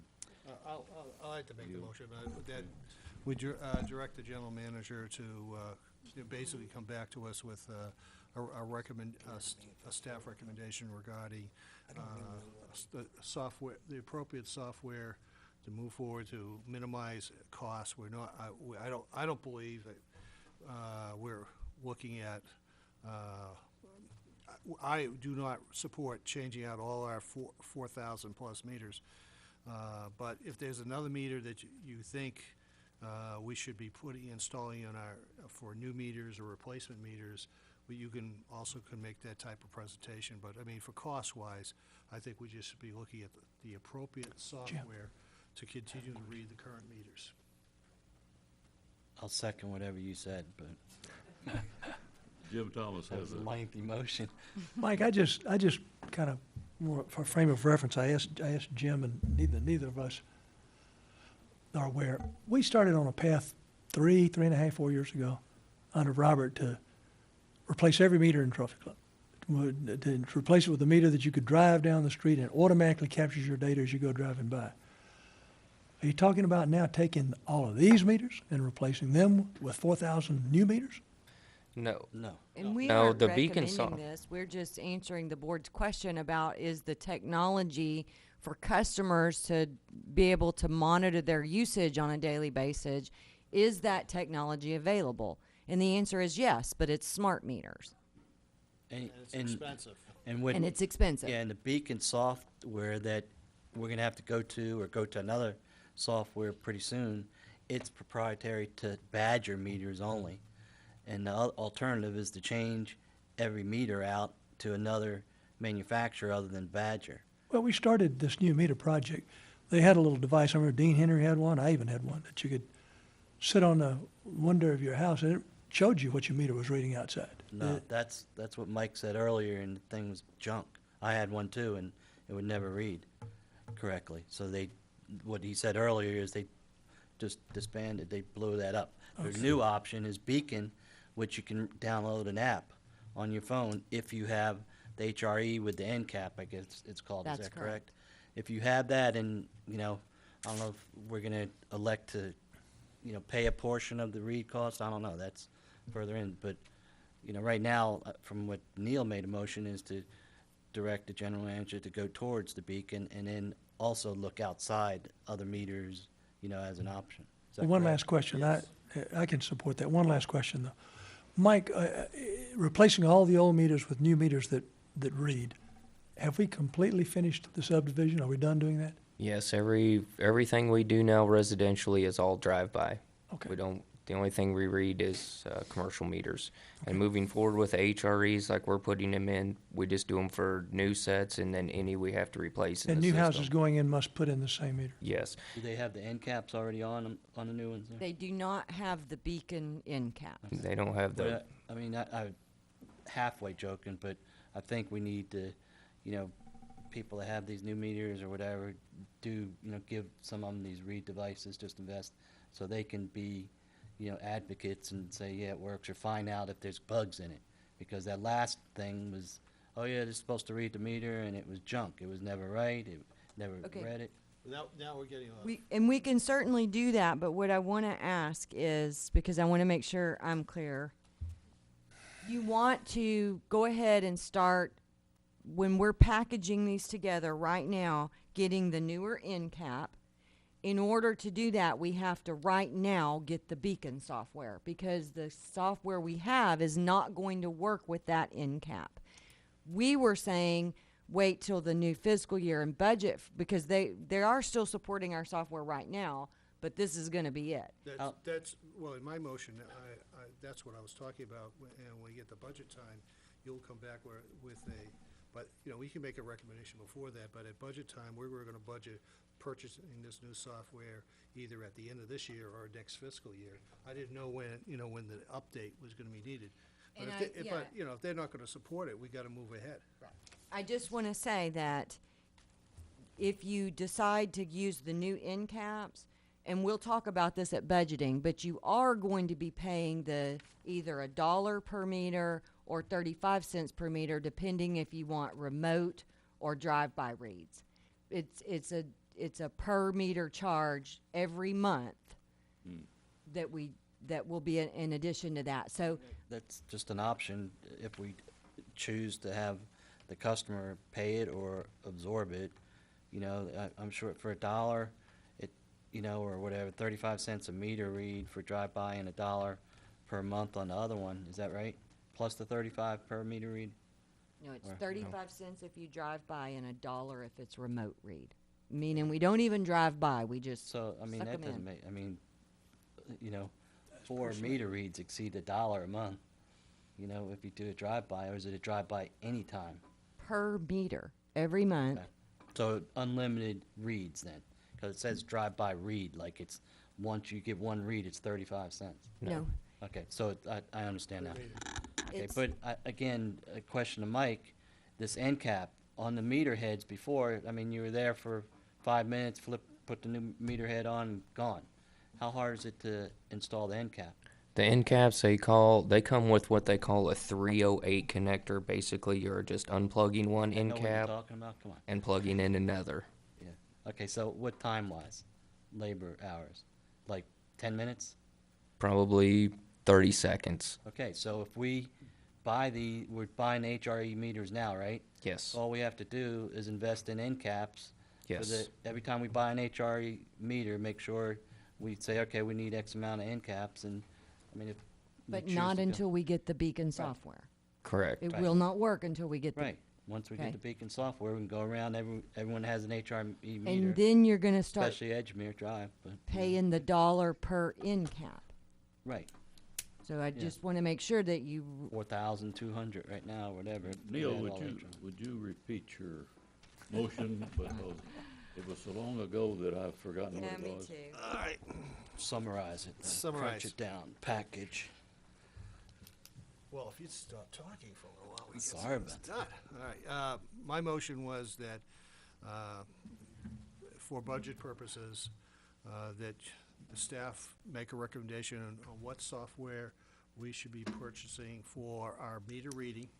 And in addition to that, if they have any recommendations regarding, the type of meters and whether it's NCAP or whatever, as far as what additions that should be purchased for the future budget.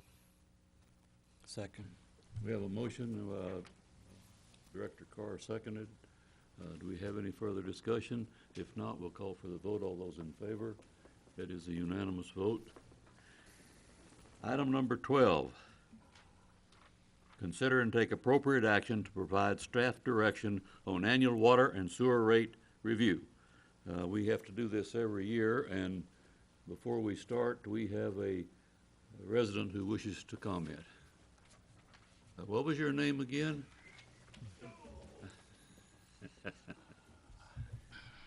Those chairs aren't very comfortable when you stretch them out this duration. Bill Rose, 219 Inverness. Looking at the agenda here, talking about provide staff direction on annual water and sewer rate review, I would strongly encourage you to encourage the staff to come back with a sewer rate that is fair and equitable across all your users. Just passed a $9.23 million bond. The payoff on that is $12,333,513.82. I'm worried about the 82 cents. No, seriously, that's all levied on that one particular group of people that water their lawns more than 10 and less than 18,000 gallons. And I'd like to see those costs get spread across to the rest of the users. Thank you. Okay. Jennifer, do you want to start, have comments on this review?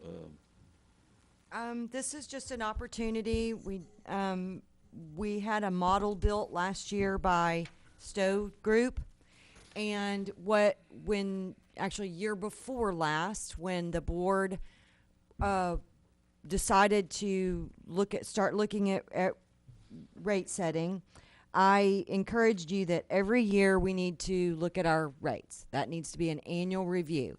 And at that time, the decision was made that we would hire an outside consultant to set up a model based on the scope, how the board wanted that model to be set up, and we did so.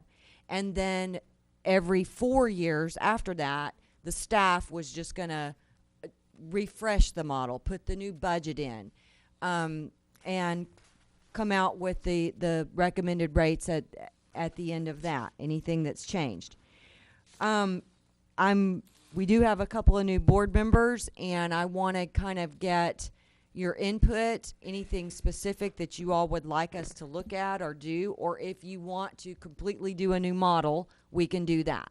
But I need direction from the staff because we're going to start this rate review within the next couple of months so that we can get an idea of where our rates need to be before we start the budgeting process. It's my understanding that basically Terry's the keeper of the model. But until we go through our bidding process on the wastewater treatment plant, and we see what impact that has on our budgets, I guess that's the timing you're really talking about, is once we have an idea of. Well, I think we know the impact when we sell the bonds, the debt service is what the impact is on our budget. So we will know exactly what that's going to cost. Well, in the budget, we had budgeted about $250,000 this year. And obviously, the debt service, this is for the revenue bond, and it's going to be less than that. I mean, there's some adjustments. Yes, we're going to be, in the model itself, we're going to be projecting next fiscal year's budget because that's when the new rates would go into effect. And the last thing is just really, if we do go to stage 2, I think I would want to see what the projected impact might be on our water revenue if we're having a 10% maybe reduction in water purchases. what that would do and what that would necessitate, what type of rate adjustments are on the rate order would have to be made. I mean, I'm just until stage 2 happens and until we get a little more history here, I understand what you're doing. It's just, but I see other things impacting, like the amount of debt service that we have to put aside for the revenue bonds and other things. So, but I mean, go ahead, Kevin. as far as, I mean, what I'd like to see, I mean, it's a small investment to have the creator of the model and the current rate study, the Stowe Group, at least come out, look at what we've done, where we're at, and not create a whole new model. We already have that. But at least just revisit, okay, a year later, is it working? Because initially I was in some Stowe Group, and they created a model based on what was the best fit for our community. And I think they did a very good job on that. As far as the wastewater side, there's been talk, and I really don't appreciate the rip-off comment. That's totally false. We do what's best for our customers. And I think if you compare us to other cities, we're well below what other cities. And as far as base rates, we have X dollar that we have to gather revenue for. You can either do it by set a higher base rate for everyone. You can either increase your wastewater fees, but you still need to get to X dollar. We had, I think, 4 or 5 options. We chose the option we currently have to get there.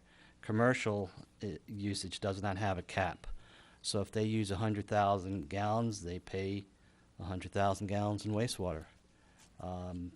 So I think it wouldn't hurt to have Stowe Group just come out, walk through, see where we're at, and just provide a summary to the general manager on, okay, what his recommendations are, whether to stay with the current model or, look at something else, and the board can make a decision at that time.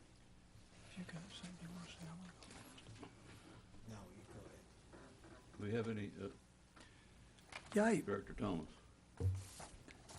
I decided to take a hard look at this thing. Let me just share with you what I found. I said, for the past month, I have tried to determine for myself if winter averaging made sense for our residents, especially with the emphasis Bill Rose has placed on it in our meetings and on quite a few of his Facebook postings on the Trophy Club Voice. In all honesty, I was personally offended as Bill ratcheted up his language on his postings as well as tonight, claiming that we as a board were, and I quote, ripping off, unquote, our customers by not using winter averaging in calculating their monthly sewer bills. My findings have shown that the approach we have taken with the Stowe Group is sound, and that winter averaging would actually be a detriment to our lower volume users, especially our many, many residents that are retired, travel a lot, and use less water than most. The overriding issue is expense, which Bill has totally ignored. What expense we must cover via sewer revenues received monthly.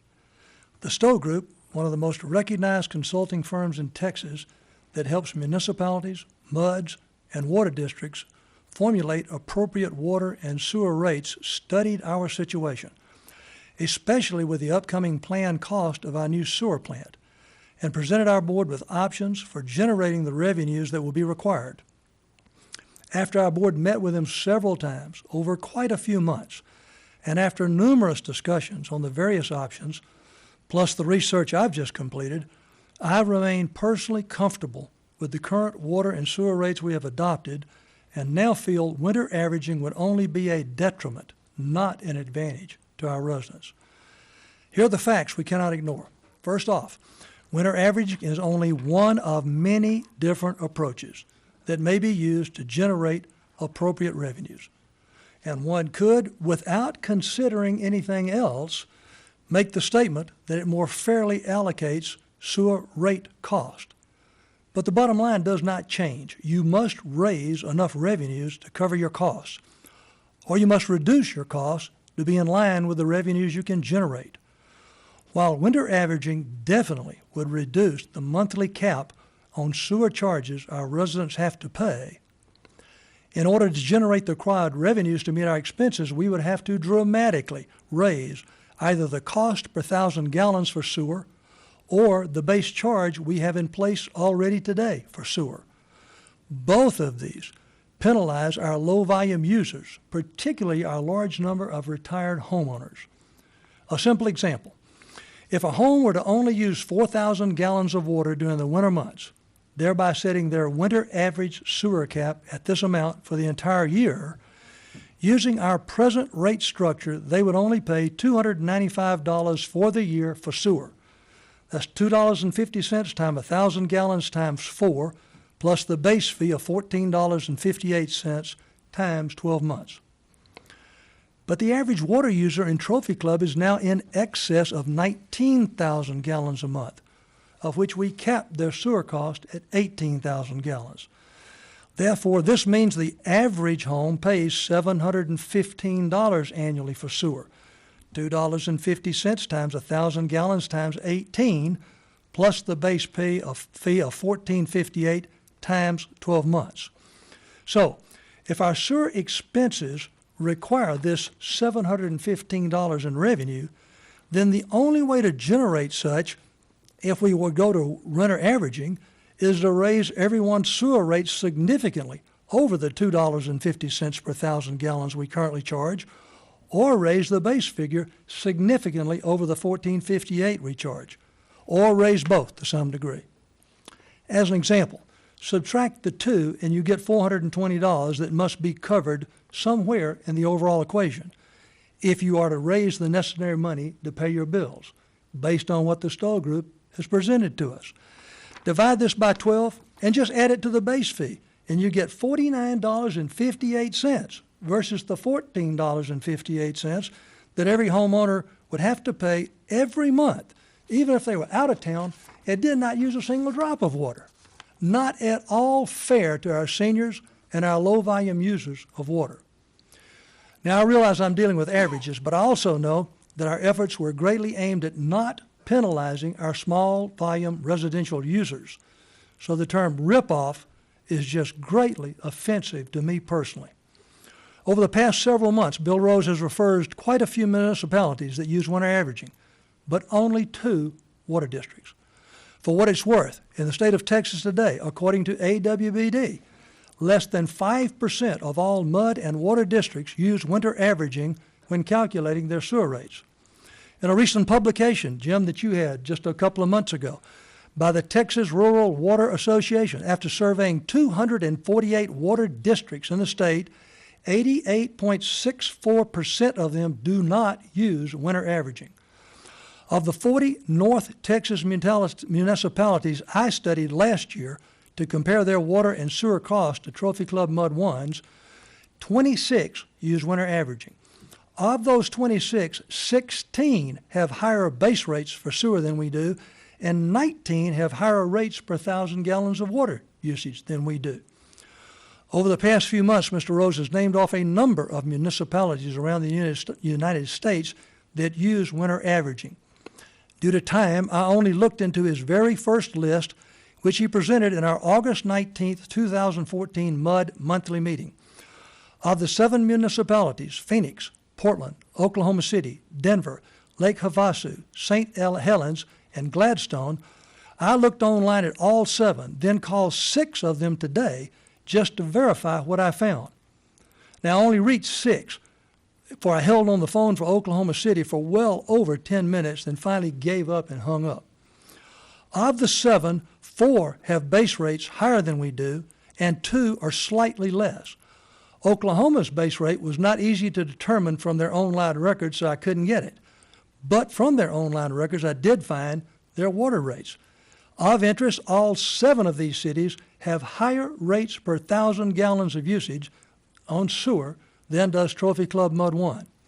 And today, a person named John in the Lake Havasu Utility Billing Department actually commented to me when I explained our rate structure, and I quote, "You guys are really cheap," end quote.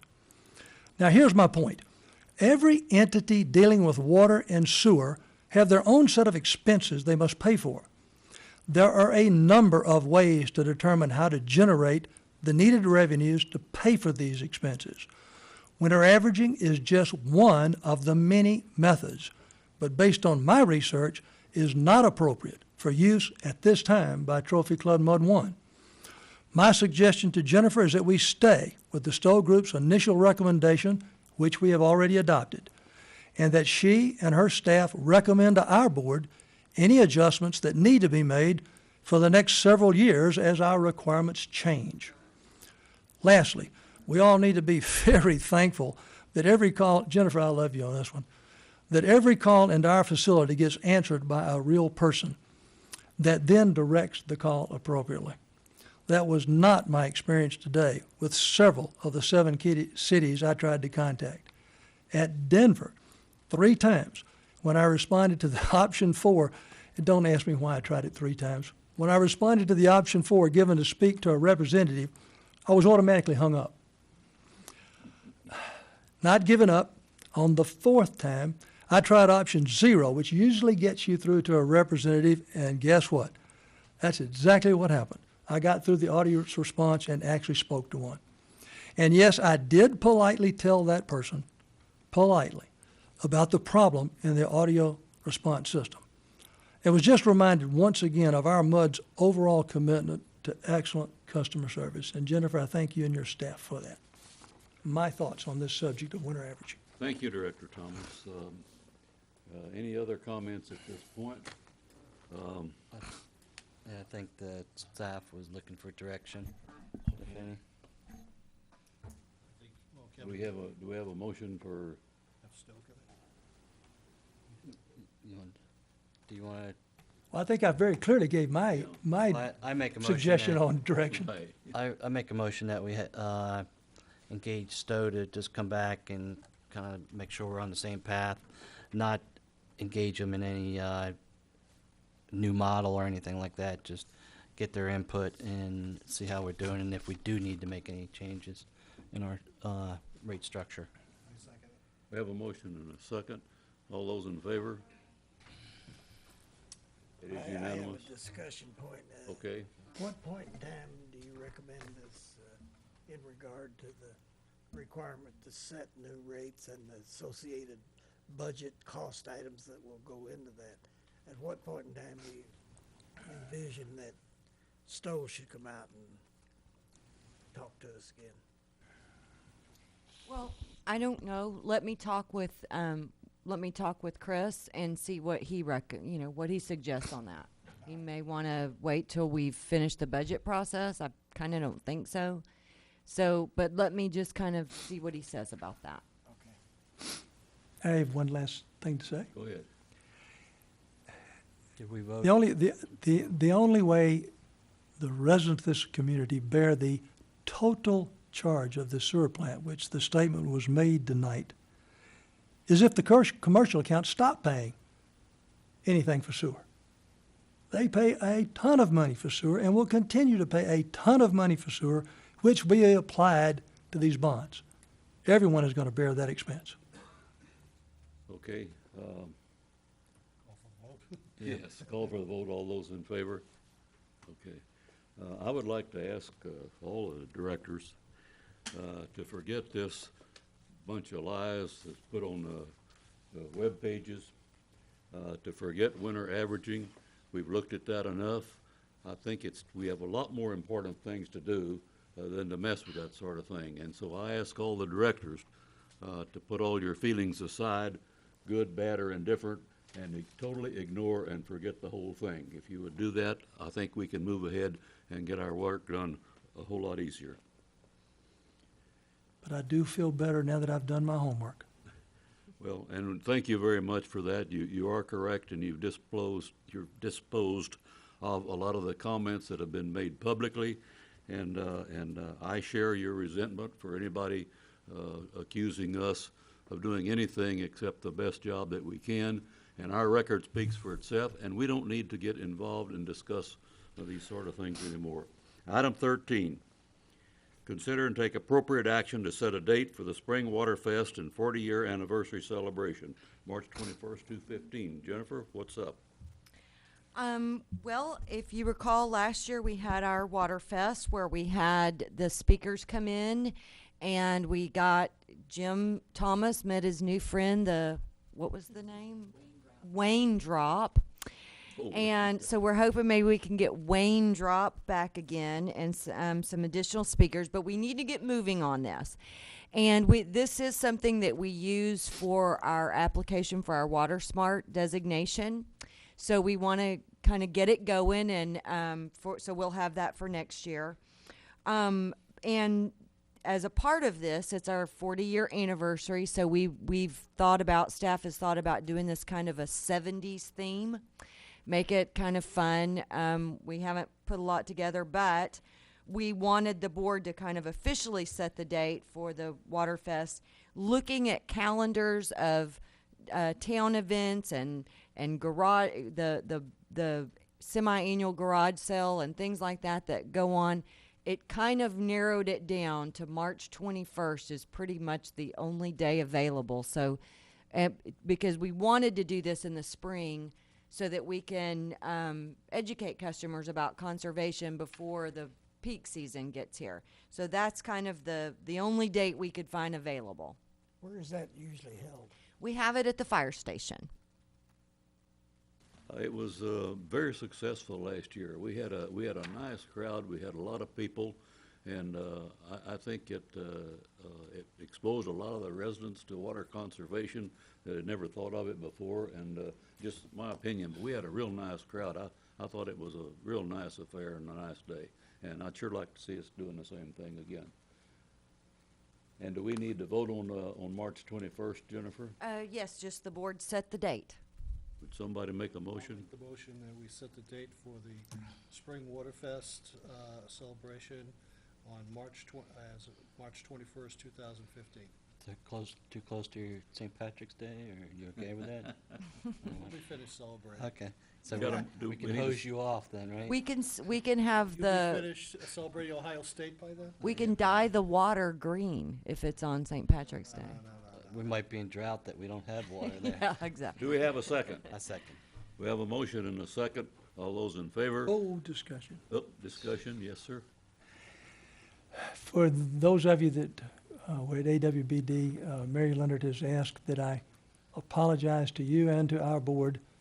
In their records, they made a mistake and left our name off of the banner that was showing Water Smart districts, and she has promised me that it will be there in the summer conference. Good, thank you. Any further discussion? If not, we'll call for the vote. All those in favor? It is unanimous. Okay, reports and updates. Jennifer? All right, I have a presentation I'll go through. I'll try to move through it pretty quickly. A lot of this information y'all are familiar with. But I did want to, okay, there it is. We're done.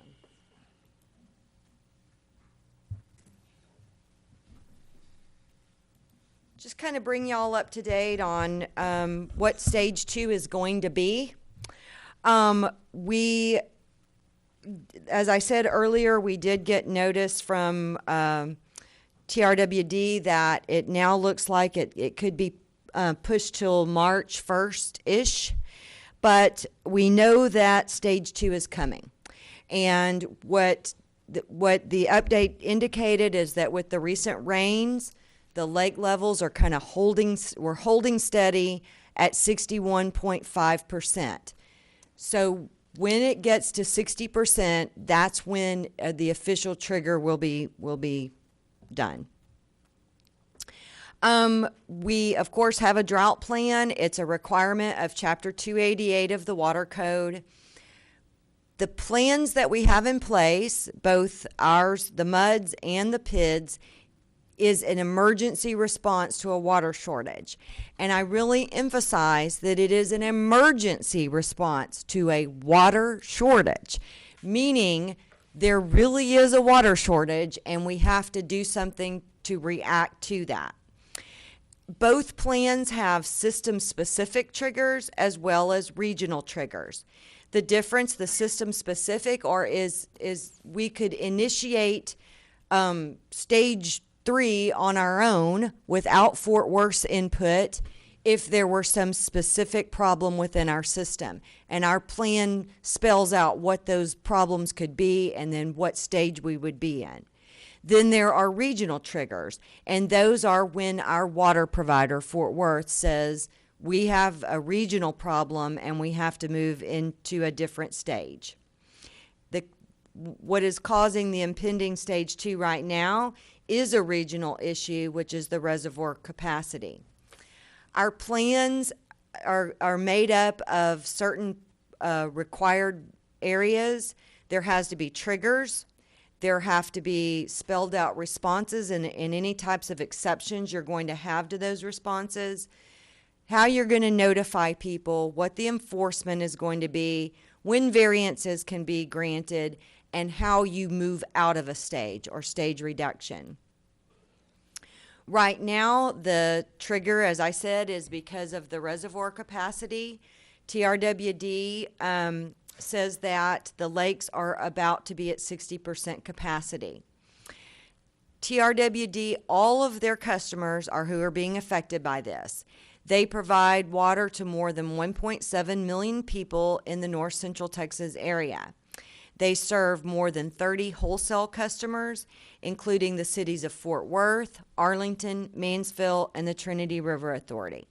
When we talk about our water provider, we talk about Fort Worth, and we say Fort Worth's plan says that we have to do such and such. Understand that Fort Worth is mandated by Tarrant Regional Water District, what they have to implement into their plans. So they will receive notice from stage 2 from TRWD, and they will in turn notify us as their wholesale customer. When I actually did this presentation, we were actually at 60% in the combined reservoir capacity. But right now, as I said earlier, it's about 61%. This map shows you all of the counties that's covered by Tarrant Regional Water District. So you can clearly see that we're not alone in this. There's going to be a lot of people affected by the stage 2 requirements. They cover all the way from Wise County down to Henderson and Freestone County. Parts of either all or parts of Denton, Tarrant, Johnson, Ellis, Navarro, and Henderson counties. Oh, and Parker. So there's a lot of people that are about to be impacted by these restrictions. Our responses are what we have to do once stage 2 goes into effect. We have committed to a goal of trying to reduce our water usage by a minimum of 10%. One of the things that we are committed to do is to reduce irrigation with sprinkler systems to once per week, and a once per week schedule for all customers. That will be residential, commercial, government, schools, and churches. The schedule for each address is to be finalized by Fort Worth in the near future. And I will tell you that since the time I gave this presentation to council to now, the schedules are looking very different. So at this point, I'm going to show you what the two options were when I went to the conference, but they could change quite a bit. We just don't know yet. But it will still require that outdoor watering is prohibited between 10 a.m. and 6 p.m. And most likely it will have outdoor watering being prohibited on Mondays. But I do want to say that one of the schedules that they're showing is with one customer group split between Mondays and another day by odd and even. They are getting a lot of pushback from everyone on that because we've all worked really hard to get our customers to know we're not going to water on Mondays so that we can give our system a break and refresh and give our pumps and motors. So they're getting a lot of kickback on that, and I don't think that schedule's going to happen. Jennifer, what kind of direction are they giving you about a homeowner standing outside with a handheld spray on Mondays? Well, we'll get to the handheld in just a moment, okay? Well, I just wonder if they're going to shut that off on Mondays as well. They haven't indicated that. It's just really the sprinkler systems that are affected. Either automatic or hose-in sprinkler systems that are the issue. But I'm going to really kind of skip through this really quickly here because I don't know if this is going to be the schedule or not, but it is going to be once per week watering for all customers. The prohibitions are going to be that hosing of paved areas is prohibited except to alleviate immediate health or safety hazards. Hosing of buildings other than for fire protection, so that means no pressure washing of your homes. Operating an irrigation system during a precipitation event. That is a violation. If we see irrigation systems going off when it's raining, that is a violation that they can be cited by the police or by the district. Car washing is limited to handheld hoses with a shutoff nozzle or use at a commercial car wash at any time. Use of water for dust control except to protect public health. Use of ornamental ponds and founds except where necessary to support aquatic life. Filling and draining of pools and hot tubs except to maintain structural integrity. Use of water from hydrants except for firefighting purposes or to maintain public health, safety, and welfare. Watering for dust control on skinned areas of sports fields. Those are all of the things that are going to be prohibited in stage 2, along with the things that are already prohibited in stage 1. There are some exceptions. Watering of lawns and slabs with a handheld hose, or drip irrigation, soaker hose, or tree bubbler is allowed up to 2 hours. This should answer your question, Jim, on any day except Monday, and it's not allowed between 10 a.m. and 6 p.m. Newly installed shrubs and trees may be watered up to 2 hours on any day except Monday with a handheld hose, drip irrigation, soaker hose, or tree bubbler. Athletic fields within a stadium may be watered to maintain league standards, but cannot water on Mondays, and they're encouraged to achieve the 10% water reduction. This exception does not apply to surrounding landscaping. Once per week schedule does not apply to irrigation by private well water or effluent reuse. Once we get the word that we're going to move to stage 2, there's going to be some notifications. I will receive notification from Fort Worth, and at that time I will notify the board, the town council, the town manager, and the fire chief of the effective date. We will notify TCEQ via their online reporting tool for both the MUD and the PID. We will begin our customer notifications. We actually have already started some communication with customers in our e-blasts. We will be putting out a newsletter in our next bill that's just letting them know that stage 2 is coming. We don't know when yet, but it's coming, and it's going to be reduced to once per week. We really want a message to customers that this is not the year to go replace your yard. And if you're going to use more drought tolerant plants and grasses, things that are not going to require as much watering, because we are going to be in a situation where water is going to be only allowed once per week.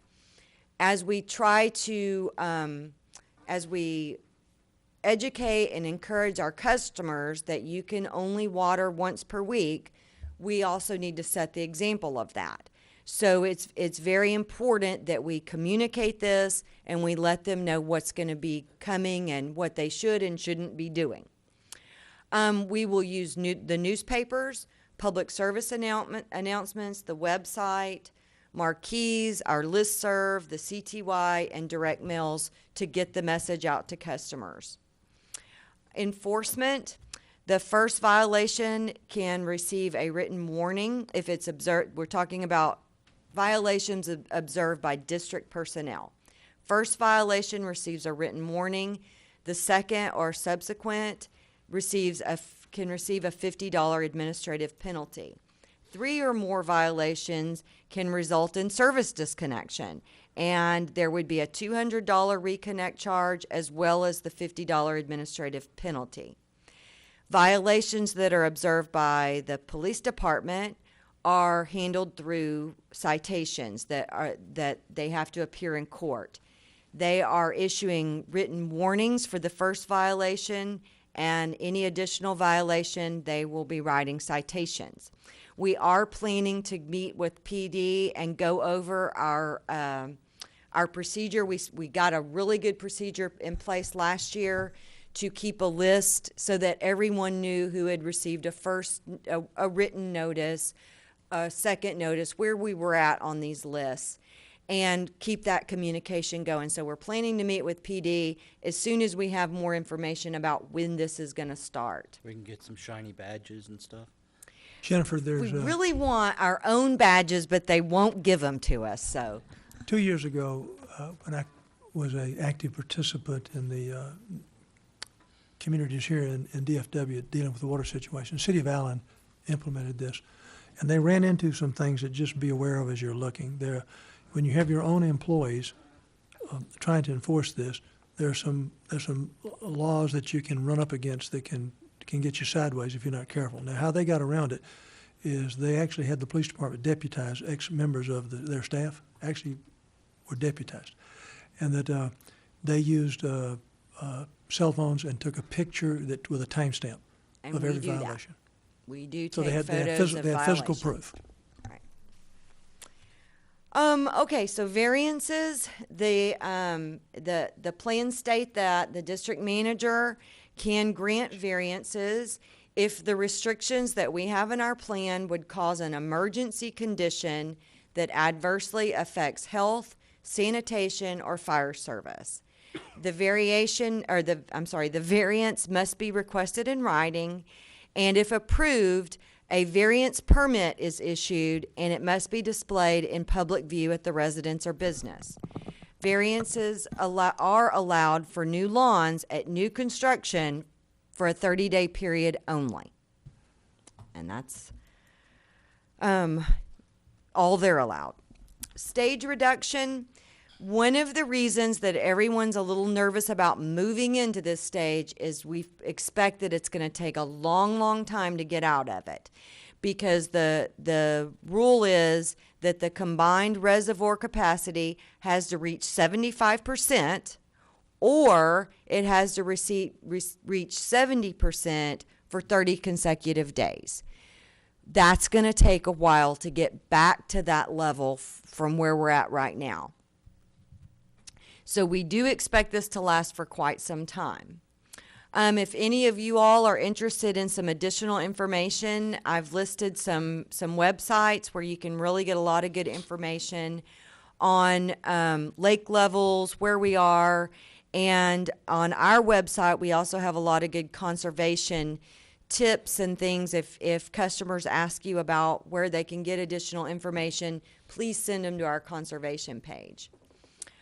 This is, if you look at the drought map, the U.S. Drought Monitor, you will see that our area is still in the exceptional drought. So we don't expect to be in a good place for a while. That's all I have.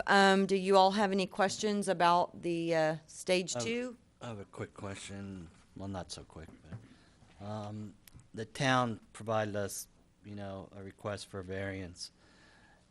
Can staff kind of research it and see what other cities are doing for their parks? I think it's Plano, that has like 500, one park that has 500 stations. And I mean, we're not the only ones with parks and ball fields. So if we get a feel on how they're issuing their variances and what they're doing to allow the parks to stay semi-green and, without cracking and kids falling in the cracks, that would be a kind of indicator of what we could allow and not allow. Any other comments? Director Hayes? Do you have any feedback, Jennifer, about whether you can keep a lawn green on once-a-week water? There's good, on Texas A&M, I don't know if Jim mentioned it earlier or something. You did, okay. Texas A&M is basically saying for 3/4 of an inch of water A week. per week, that's enough to sustain the lawns in the North Texas area. And that's with the current, St. Augustine, Bermuda grass, not the local grass that is much more resistant to. So, Jim, what they're saying is you need to measure the water that your sprinkler's putting out. And if you put in a smart meter so that you can water more than one time a day, in a shorter burst of time, more of the water goes in the ground instead of running off. so how long does it take to put 3/4 of an inch of water on the lawn? Depends on your heads. You gotta put a catch out there. Those measuring things in the ground and then see which zones. Right. And a catcher. Yeah, because, every sprinkler head's a little bit different too. So, And you got 90-degree heads, you got 180-degree heads, you got 360-degree heads, they're all put out different levels of water. Okay, other questions? If not, who's gonna give the director update on the AWBD Midwinter Conference? Well, Neil, you probably had, Well, I'll let you start off because you were there for the beginning and I'll finish at the end. well, let me do a behind-the-scenes part of it. We had a full-day planning session of all the board members and all of the advisory councils, about 27 people that make up AWBD. And the net of that was, we said, let's blow up everything we've ever done before. Let's just quit thinking about, we've always done it this way. We know we do an outstanding job with education with these conferences, but there's just a ton of other things that we think we need to be looking into and are on a path to start to do that. I have a halfway decent feeling that this time around it may happen because we actually paid an outside facilitator to come in and run this thing, and they're going to be coming back with the results, and we're meeting again in the spring to see about enacting them. So from behind the scenes, I'm really excited about some of the stuff going on. And what I say, I thought it was one of the better run winter conferences. Bill Fry, the president, did an excellent job. They did a great job explaining what on the legislator update as far as what's going on. The classes I attended, the speakers were excellent, and I did a bunch of notes for particularly one that I'm passing on to Jennifer. Again, how to convert from being a water hog to an intelligent water user. So I hate to tell you how many times Texas A&M studied this and Texas A&M studied that came up. So I got a feeling they had a bunch of Aggie guys down there at this. But again, the facility was great. The way they ran it was great. And, hats off to Mary, who's the person who really is in charge of running these things, and the Board of Trustees. They did an excellent job on this one. There was one thing kind of neat. They had a special recognition for Bill Caligari, who has retired in January 1st since spending years and years and years in the legislature. Bill actually was the founding member of AWBD many years ago. It was him and two other people that put the whole idea together. What was interesting is going through our records, getting ready for this talk last Saturday night. On April the 25th, I believe it was 1980, Bill Caligari met in a closed session with Mud One and gave a presentation on his company taking over and running as the operator our wastewater treatment plant. And he lost the bid to the other company that was there. I carried him a copy of the minutes, and he said, he asked me if I could keep them. I said, "Are you sure you want them because you lost?" He said, "No, I'd like to have it." I just want to add, it was a pre-session meeting with TCQ. Bob was there, Jim, Neil, myself, and it seemed like we were in the same boat with a lot of people as far as getting information back and return calls and bond approvals and things of that nature from TCQ. So they got beat up pretty good, and it sounds like they're doing some changes to improve that. The one thing was every time they talked about expedited approval, half the room was let out a big laugh. Yeah, did you have anything to add, Bob? No, I thought it was very good. Overall, as a conference, I commended you 4 directors that were able to go for going, and Trophy Club has always had good turnout for the AWBD for many years. Some of the sessions, the training sessions, are repeats from time to time. Like the one on ethics was the former head of the Ethics Commission or general counsel of the Ethics Commission. I've heard him speak 2 or 3 times.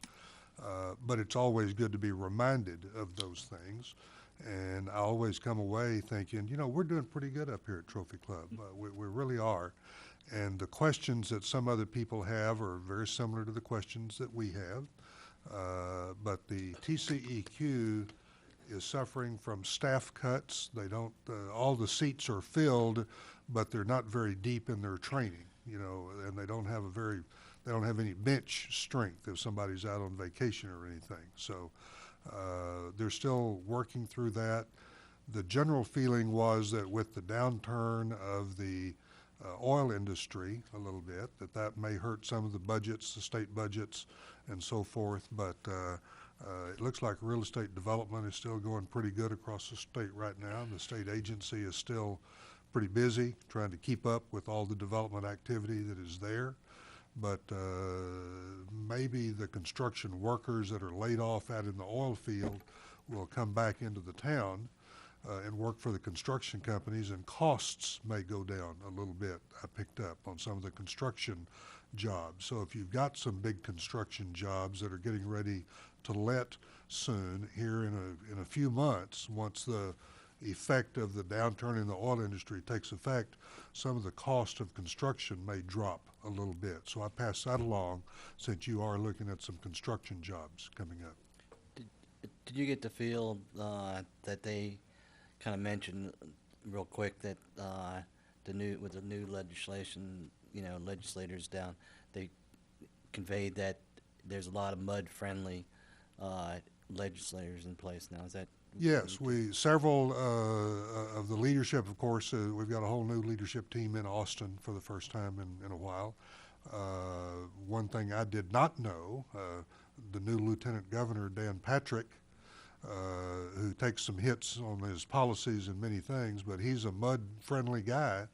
He's a former senator from the Houston area and knows MUDs very well. The chairman of the new committee, I think, in the Senate, lives in a MUD and so forth. So they think the leadership team down there is going to be pretty strong in understanding MUDs. That doesn't mean that MUDs are going to escape legislative scrutiny or anything, but you know, this team of leadership seems to understand what a MUD is and how they operate with respect to cities and things like that. So it sounded to me like there's some leadership that's going to be friendlier to MUDs perhaps than they have been in the past. Great, that's good news. Thanks. Jim? Yes, sir. I think everybody here, at least directors, know this, but for anybody that might listen, 1984, MUD 1 joined AWBD. So MUD 1's association goes way, way, way back. Several years ago, we needed a representative to AWBD to take on a position of North Texas trustee. And Connie White stepped up for that and did that for several years. And then when Connie fulfilled her terms, and Neil stepped in. Neil was a second representative to AWBD from North Texas. And then after Neil, I came on board and have been doing that. So our MUD board has provided the North Texas representative for 7 or 8, 9 years now. I got personally excited, Bob, in this particular conference. In the summer, we had 3 people besides our board from North Texas MUDs attend. We had 8 besides us come this time. And so we're really trying to make an effort to get the word out to some of the districts. The vast majority of them are still developer controlled, but we're trying to get the word out to these districts to come because we think there's value for them. Good, thank you. Any other comments on AWBD? Okay, Jennifer, do you want to say anything? Let me add, the summer conference will be held in Corpus Christi, isn't it? I think so. And in June, hold on just a second, I'll give you dates so that you all can put that on your calendar. And as you know, it's the bigger one, has where all the vendors come, and it's a 2-day deal instead of a 1-day deal. Well, I thought I had it on here, but I'm not finding it quickly. Yeah, here we go. It's Thursday is the 18th, June 18th, 19th, 20th, and then leave on the 21st, Sunday. And the summer one always starts it's the meet and greet sessions on Thursday evening. TCEQ usually talks at 4 o'clock that afternoon on Thursday, and then with training sessions all day Friday and Saturday. So if you can, go ahead and put that on your calendar for long-range planning, and also encourage those of you, if you know you do want to go, let Jennifer know so she can make the reservations, because in Corpus Christi, the hotels book up pretty quickly. Good. Thank you, Bob. What's the driving time to Corpus? 5 hours? Six I would and a guess half, 6. 7. About 6 or 7. 6 or 7? About 400 miles. Yep. It's about 2 hours, it's about 2 hours out of San Antonio. From San Less than 2 Antonio, you got another 2 hours. Yeah. Oh, really? Well, You San can go Antonio, fast you'd around make Austin and speed, San so- Antonio, though, now. I drive fast. It's Well, more they like got that- 4. They got that 80-mile-an-hour highway, I don't they? mean, 100 mile an hour. 100-mile-an-hour Yeah. highway? Well, 3 hours, Neil. That's not so bad. Okay, comments on the Founder's Day celebration. Jennifer, do you want to say anything to start with? I just want to say today I sent kind of a thank you to Susan Edstrom. It turned out to be a beautiful event. I do have one person I need to give a special thank you to, and that is Councilmember Lamont, who actually helped me get our board put together there. I think it could have been a disaster without him. I thank Danny, who let me use his good, expensive black tape, which made things really work faster. It was some good, his two-sided tape that I've misplaced today. But overall, it was a very nice event, a lot of networking, and actually it was really interesting to learn from each group's booth, just kind of things from the past. It was the first opportunity I've had to actually see a really cool photograph of the old Medlin barn that I've heard so much about. And I did not realize that the Women's Club had done those Christmas ornaments every year since the 80s or 70s, I believe. That was really neat. They had a display of every ornament. It was really a very, very nice event. So I'm glad we had a chance to be a part of that. I thought the food was excellent also. Jennifer, I'd like to compliment Danny and yourself. The fire booth and the mud booth were just excellent. And I think y'all the two of y'all did a great job in heading that up. And I know Lou helped you an awful lot. Lou helped, Lou's Hey, taking Lou office for Pippery a was whole heavily year. involved. Sorry, that was one of on my thank you list. Kari He was made good.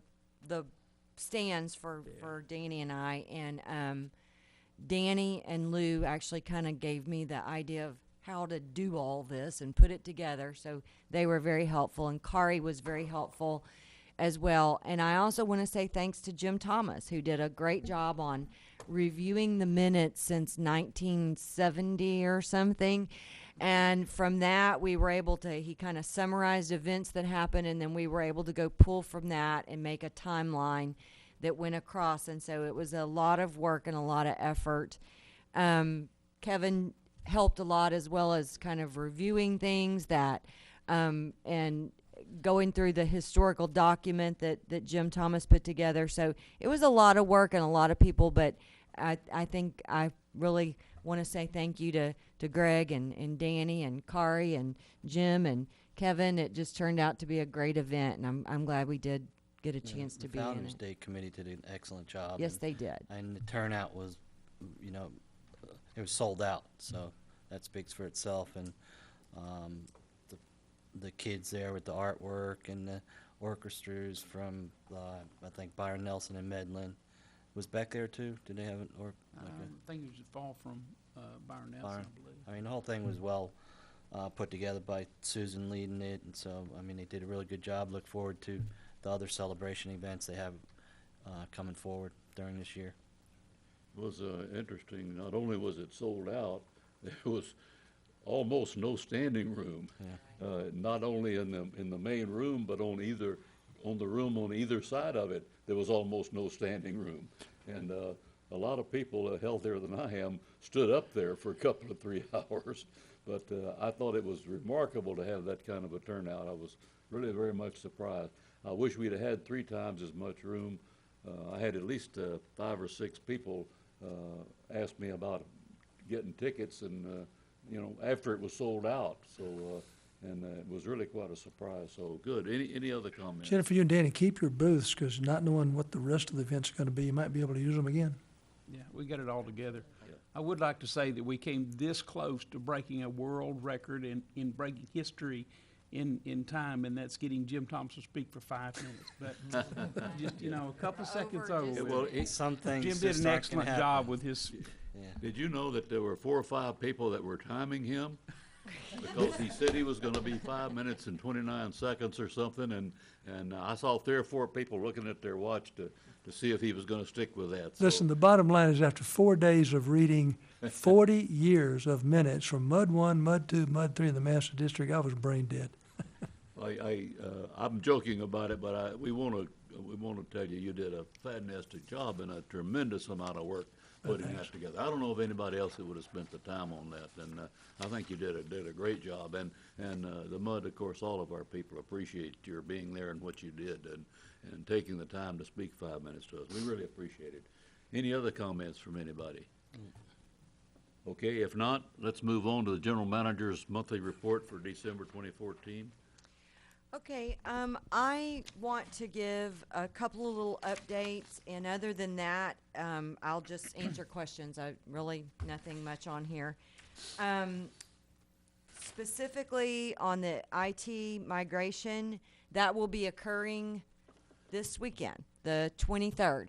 The final step, which is migrating the STW over. And that took some coordination between the IT people and STW and us, because there were a couple of weekends that they wanted to do this when we said no way. It was when bills were due, and you wanted the customers to be able to, you know, they were planning to pay their bill over the weekend. We wanted to have that ability, let them have that ability. So it took a little bit of coordination, but over this weekend, they start Friday at like right after 5 o'clock. And by Monday morning at 8 o'clock, the migration should be completed, and we'll be completely over on our own server. So that was one thing I wanted to update. I also wanted to let y'all know, I believe I had in a weekly update had let y'all know that we were getting a TCQ inspection. We did have a customer that reported alleged violations. And so TCQ came out to do an inspection, and they came out and just did kind of a mini inspection one day and told us they would be back the following week for the full-blown annual inspection. So they came out the next week, and there were really absolutely no surprises. They did note effluent excursion for ammonia in May, which of course was reported in the DMR. Remember, they look through our records and they write down the things that they see. So that is a violation that, of course, we knew that. We violated our DMR that was reported back in May. That was one of the issues, and it was kind of a second violation because the amount was over 40%. But both of those things were reported to TCQ. They noted an authorized discharge from the collection system, which was back in March of 14, and that was a reported SSO submitted to TCQ. They wrote us for excessive foaming in the aeration basin and foaming in the clarifier, and what they stated as poorly maintained drying beds and screening maintenance. The foaming is, of course, due to the design flaw that we've talked about for several years now. Hydraulically, the plant does not work correctly. It does not flow from basin to basin because of the hydraulics. We have to pump over, and when we do, that causes the foaming. So we knew that was an issue. The drying beds, we're not really sure, other than there were some weeds in the back corner of the drying beds, which they've been removed. The screening nhưng was, of course, the bar screen has been down for some time. We're still trying to get that back online properly. But we do still have the manual screen, and that's what has and still remain in use. They also, is not a violation, but they requested that we also send, it's not a violation because it's not a requirement of TCQ. But he did ask that we would start submitting our monthly reports, our DMRs, not only to Austin, but to the regional office. And we will, of course, accommodate that. I'm certain that is because the reason the violations, I'm sorry, not the violations, but the complaints get sent to the regional office. We have customers that sometimes go online and make a complaint to TCQ on their website. Those are sent over to the regional office for them to come out and investigate. And I'm certain that that's the reason he wants those reports. He would have seen that, yes, we did have a sanitary sewer overflow that was reported in March, as we were supposed to do. Yes, we did have a violation in May. So this will kind of help him know what violations we have had when customers are reporting alleged violations. So that was the long and short of the TCQ inspection. We will get a written letter from them. In other words, everything that they wrote us up for has already been addressed, was at the time the violation occurred. So we have no outstanding violations. The other thing I wanted to update y'all on is the bidding of the wastewater treatment plant project. We are finalizing a few little details. We'll advertise it. We want to have a pre-bid meeting with the contractors after we advertise it. And so it looks like that we will open bids sometime after the March meeting, but just after the March meeting. So I'm bringing this to you because we will want to set a special meeting sometime at either the very end of March or the 1st of April to accept bids. So we should be there. There's no way to make it work to where we could do it by March the 17th, which is our March meeting. But we don't really want to have to wait all the way till the end of April to award the bid, so that we can still be on schedule to kind of try to start construction May 1st. Once you award the bid, about how long does it take for construction to start? To execute the contract and for them to get their bonds and everything, we're expecting that to start about May 1st. You may not actually see them out there, digging on May 1st, but they'll start the process of ordering parts, and then we'll start seeing construction start right after that. So that's the goal, is we want to have give them a notice to proceed by May the 1st. You can get Jim out there in a hard hat and let him take a shovel and turn dirt. Yes, I think we need to do that. So once we get to the construction point, but if you would kind of look at your calendars and see, mark out a few days there, right at the last few days of March and the first day of April. That's where we're looking at trying to plan a special meeting. So I'll let y'all know once we know exactly when we're going to get the pre-bid conference and everything coordinated. Then we'll be able to know when we're going to open bids. Okay. That's all I have to update you on the manager's report. But if you have any questions about what's in the packet, just please feel free to ask. Questions for Jennifer? There aren't any questions. Let's move on to the fire department report for December. Thank you, Mr. Moss. You have my report in front of you. We got through another holiday season without any major events in Trophy Club. We were fairly busy. We had 37 EMS calls, 29 fire calls. 30 of those EMS calls were transports. We had 3 structure fire calls. All 3 were in Westlake. 2 were cancellations, and 1 was the station fire. Westlake did pick up their last piece of reserve apparatus that we've been holding since the fire in our station today. So they're back in their house, still in a temporary situation, but they're back in their barn in their temporary living quarters. Danny, what do they have? They were gonna stay at South Lake. What do they have now? Sir, I'm sorry. You said temporary living quarters. Have they put up a tent or something? Because they were in South Lake. No, they have moved a travel trailer in there for the guys to live out of until they get some kind of structure, whether they're going to add on, I talked to Chief Witt today, whether they're gonna add on to the main building that's out there for living quarters or bring in another double wide trailer, so. Are they taking their own calls yet, or still South Lake is? No, they were always taking calls. They were just running them out of the South Lake facility over there off of Dove and White's Chapel. And what were they doing? So they weren't using their ambulance here, or? Yeah, they are. The one we had in the house here was their reserve ambulance, their Okay. backup ambulance. They just didn't have a place to store it, so we were holding it.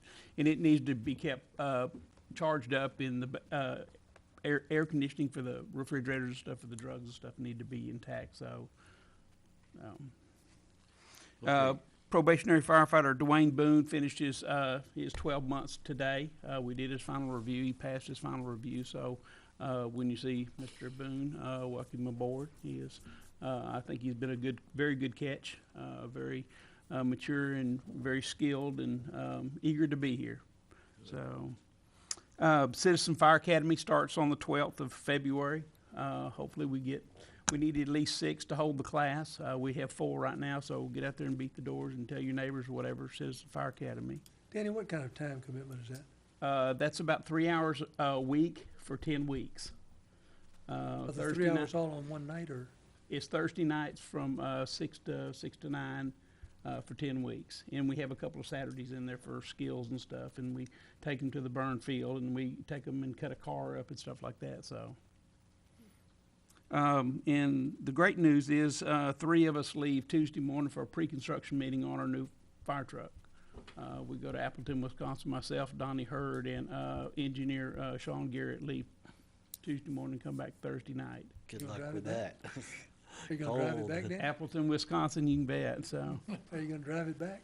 No, this is just pre-construction, so we'll go over all the plans and put the screws and the gauges and everything in place, and then it goes to production. Other than that, that's my report. Any questions for Chief Thomas? You need to turn in a travel request. Huh? You need to turn in a travel request. Oh, I do, okay. Carrie, would you get him the paperwork? Yeah. Okay, thank you, Chief Thomas, we appreciate it. We now will move into a closed session. The time is 10:31. Pam, would you like to read our long list? Yes, sir, I'd be glad to. The board will conduct a closed session pursuant to Texas Government Code Annotated, Chapter 551, Subchapter D for the following. Pursuant to Section 551.071, the district will consult with its attorney on a matter in which the duty of the attorney to the governmental body under the disciplinary rules of professional conduct of the State Bar of Texas clearly conflicts with the Open Meetings Act, or to seek advice of counsel on legal matters involving pending or contemplated litigation or settlement offers. A. Agreement regarding relocation of utility infrastructure improvements, 1 Kirkwood property with BRE Solana LLC. B. Agreement regarding relocation of utility infrastructure improvements, Solana, with McGuire Partners Solana Land LP. C. Temporary restraining order, temporary injunction, and permanent injunction proceedings pending in the 48th District Court of Tarrant County, Texas. D. Pending litigation in cause number 14-03540-158 in the District Court of Denton County relating to access to the 3.996 acres of land purchased by the district from BDMR Development LLC in January of 2013. E. Terms of potential lease with the Town of Trophy Club for use of District Annex building located at 100 Municipal Drive. And F. Conveyance of water and wastewater infrastructure requirement of service. Thank you, ma'am. We're going to take 5 minutes, no more, please, and we'll close the door. Good job, gang. We will reconvene into our regular session. The time is 11:30 p.m. Item 19, consider and to take appropriate action regarding closed session items. Do we have any motions? Yes, it's on agenda item 18A, agreement regarding relocation of utility infrastructure improvements, one Kirkwood property with BRE Solana. I make a motion that we approve the agreement between TC Mud 1 and BRE Solana LLC for relocation of sewer line around parking garage, subject to confirmation of 7.01 item 3. I'll second. We have a motion and a second. Is there any discussion? If not, we'll call for the vote. All those in favor? It is unanimous. Any further motions? Yes, Mr. President, I move the board approve the agreement regarding the relocation of the 12-inch water line reviewed under agenda item 18B, subject to review and approval of all the district's legal counsel, designated engineer, and general manager. Do I have a second? I'll second. We have a motion and a second. Any discussion? If there's no further discussion, we'll call for the vote. All those in favor? It is unanimous. Any further motions? On 18E, terms of potential lease with the Town of Trophy Club for the use of district annex building located at 100 Municipal Drive. I make a motion that the committee that was agreed upon at the joint meeting earlier tonight. We work with the Trophy Club Council representatives and utilize our legal counsel to come to terms on a ground lease agreement. Second? We have a motion and a second. Is there any discussion? If not, we'll call for the vote. All those in favor? It is unanimous. Do we have any more motions? Got one more. 18F, conveyance of water and wastewater infrastructure requirement of service. I make a motion that President Moss draft a letter addressed to the town manager of Trophy Club with the terms and our conditions of the water and wastewater infrastructure requirement, and have the board director sign the letter also. Do we have a second? I'll second. Director Thomas seconds the motion. Any discussion? If not, we'll call for the vote. All those in favor? It is a unanimous vote. If there are no further motions, we'll move on to item 20, items for a future agenda. Any future agenda items that anybody wants to bring up? Could I, Yes. Manuel, you heard all those? Miguel. Miguel, you heard all those? Motion? Yeah. Okay. I had my mic up, so. Okay, items for future agenda. There was one that we agreed to with the joint council that we were going to, The variance? well, I'll think of it and we The can add it the later. variance we tabled. That should be on, that is true, we could add that on there. Yeah. Variance for the request for variance was Water one of them. restrictions? Right. Yeah. That may have been the one I was thinking of. Because we never took a vote. We Right. actually, so Tabled it. basically, Yeah. it's tabled because of non-action. Got you. Okay. We'll put that on, that's good. Yeah, just no Okay. action, you put it on, no problem. And, Any items for future agenda? Could you, is it too early to get a reply back from Stowe Group on when we're gonna do it, or you just wanna do it whenever it comes up? Do, Rate order. rate order review? Yeah. Well, they're not gonna actually do the review, right? Right. The staff is, but I was gonna call them and see when they suggest we do it and see when they can come in and So you talk wanna with just y'all. do it on your update, or do So, it agenda items? Yeah, we can just, it was a motion to do that, so I Yeah, don't think we okay. need anything more. Okay. Okay, if there's no further business, the Municipal Utility District Number 1, regular session. We are now adjourned at 11:35 p.m. 1 AM.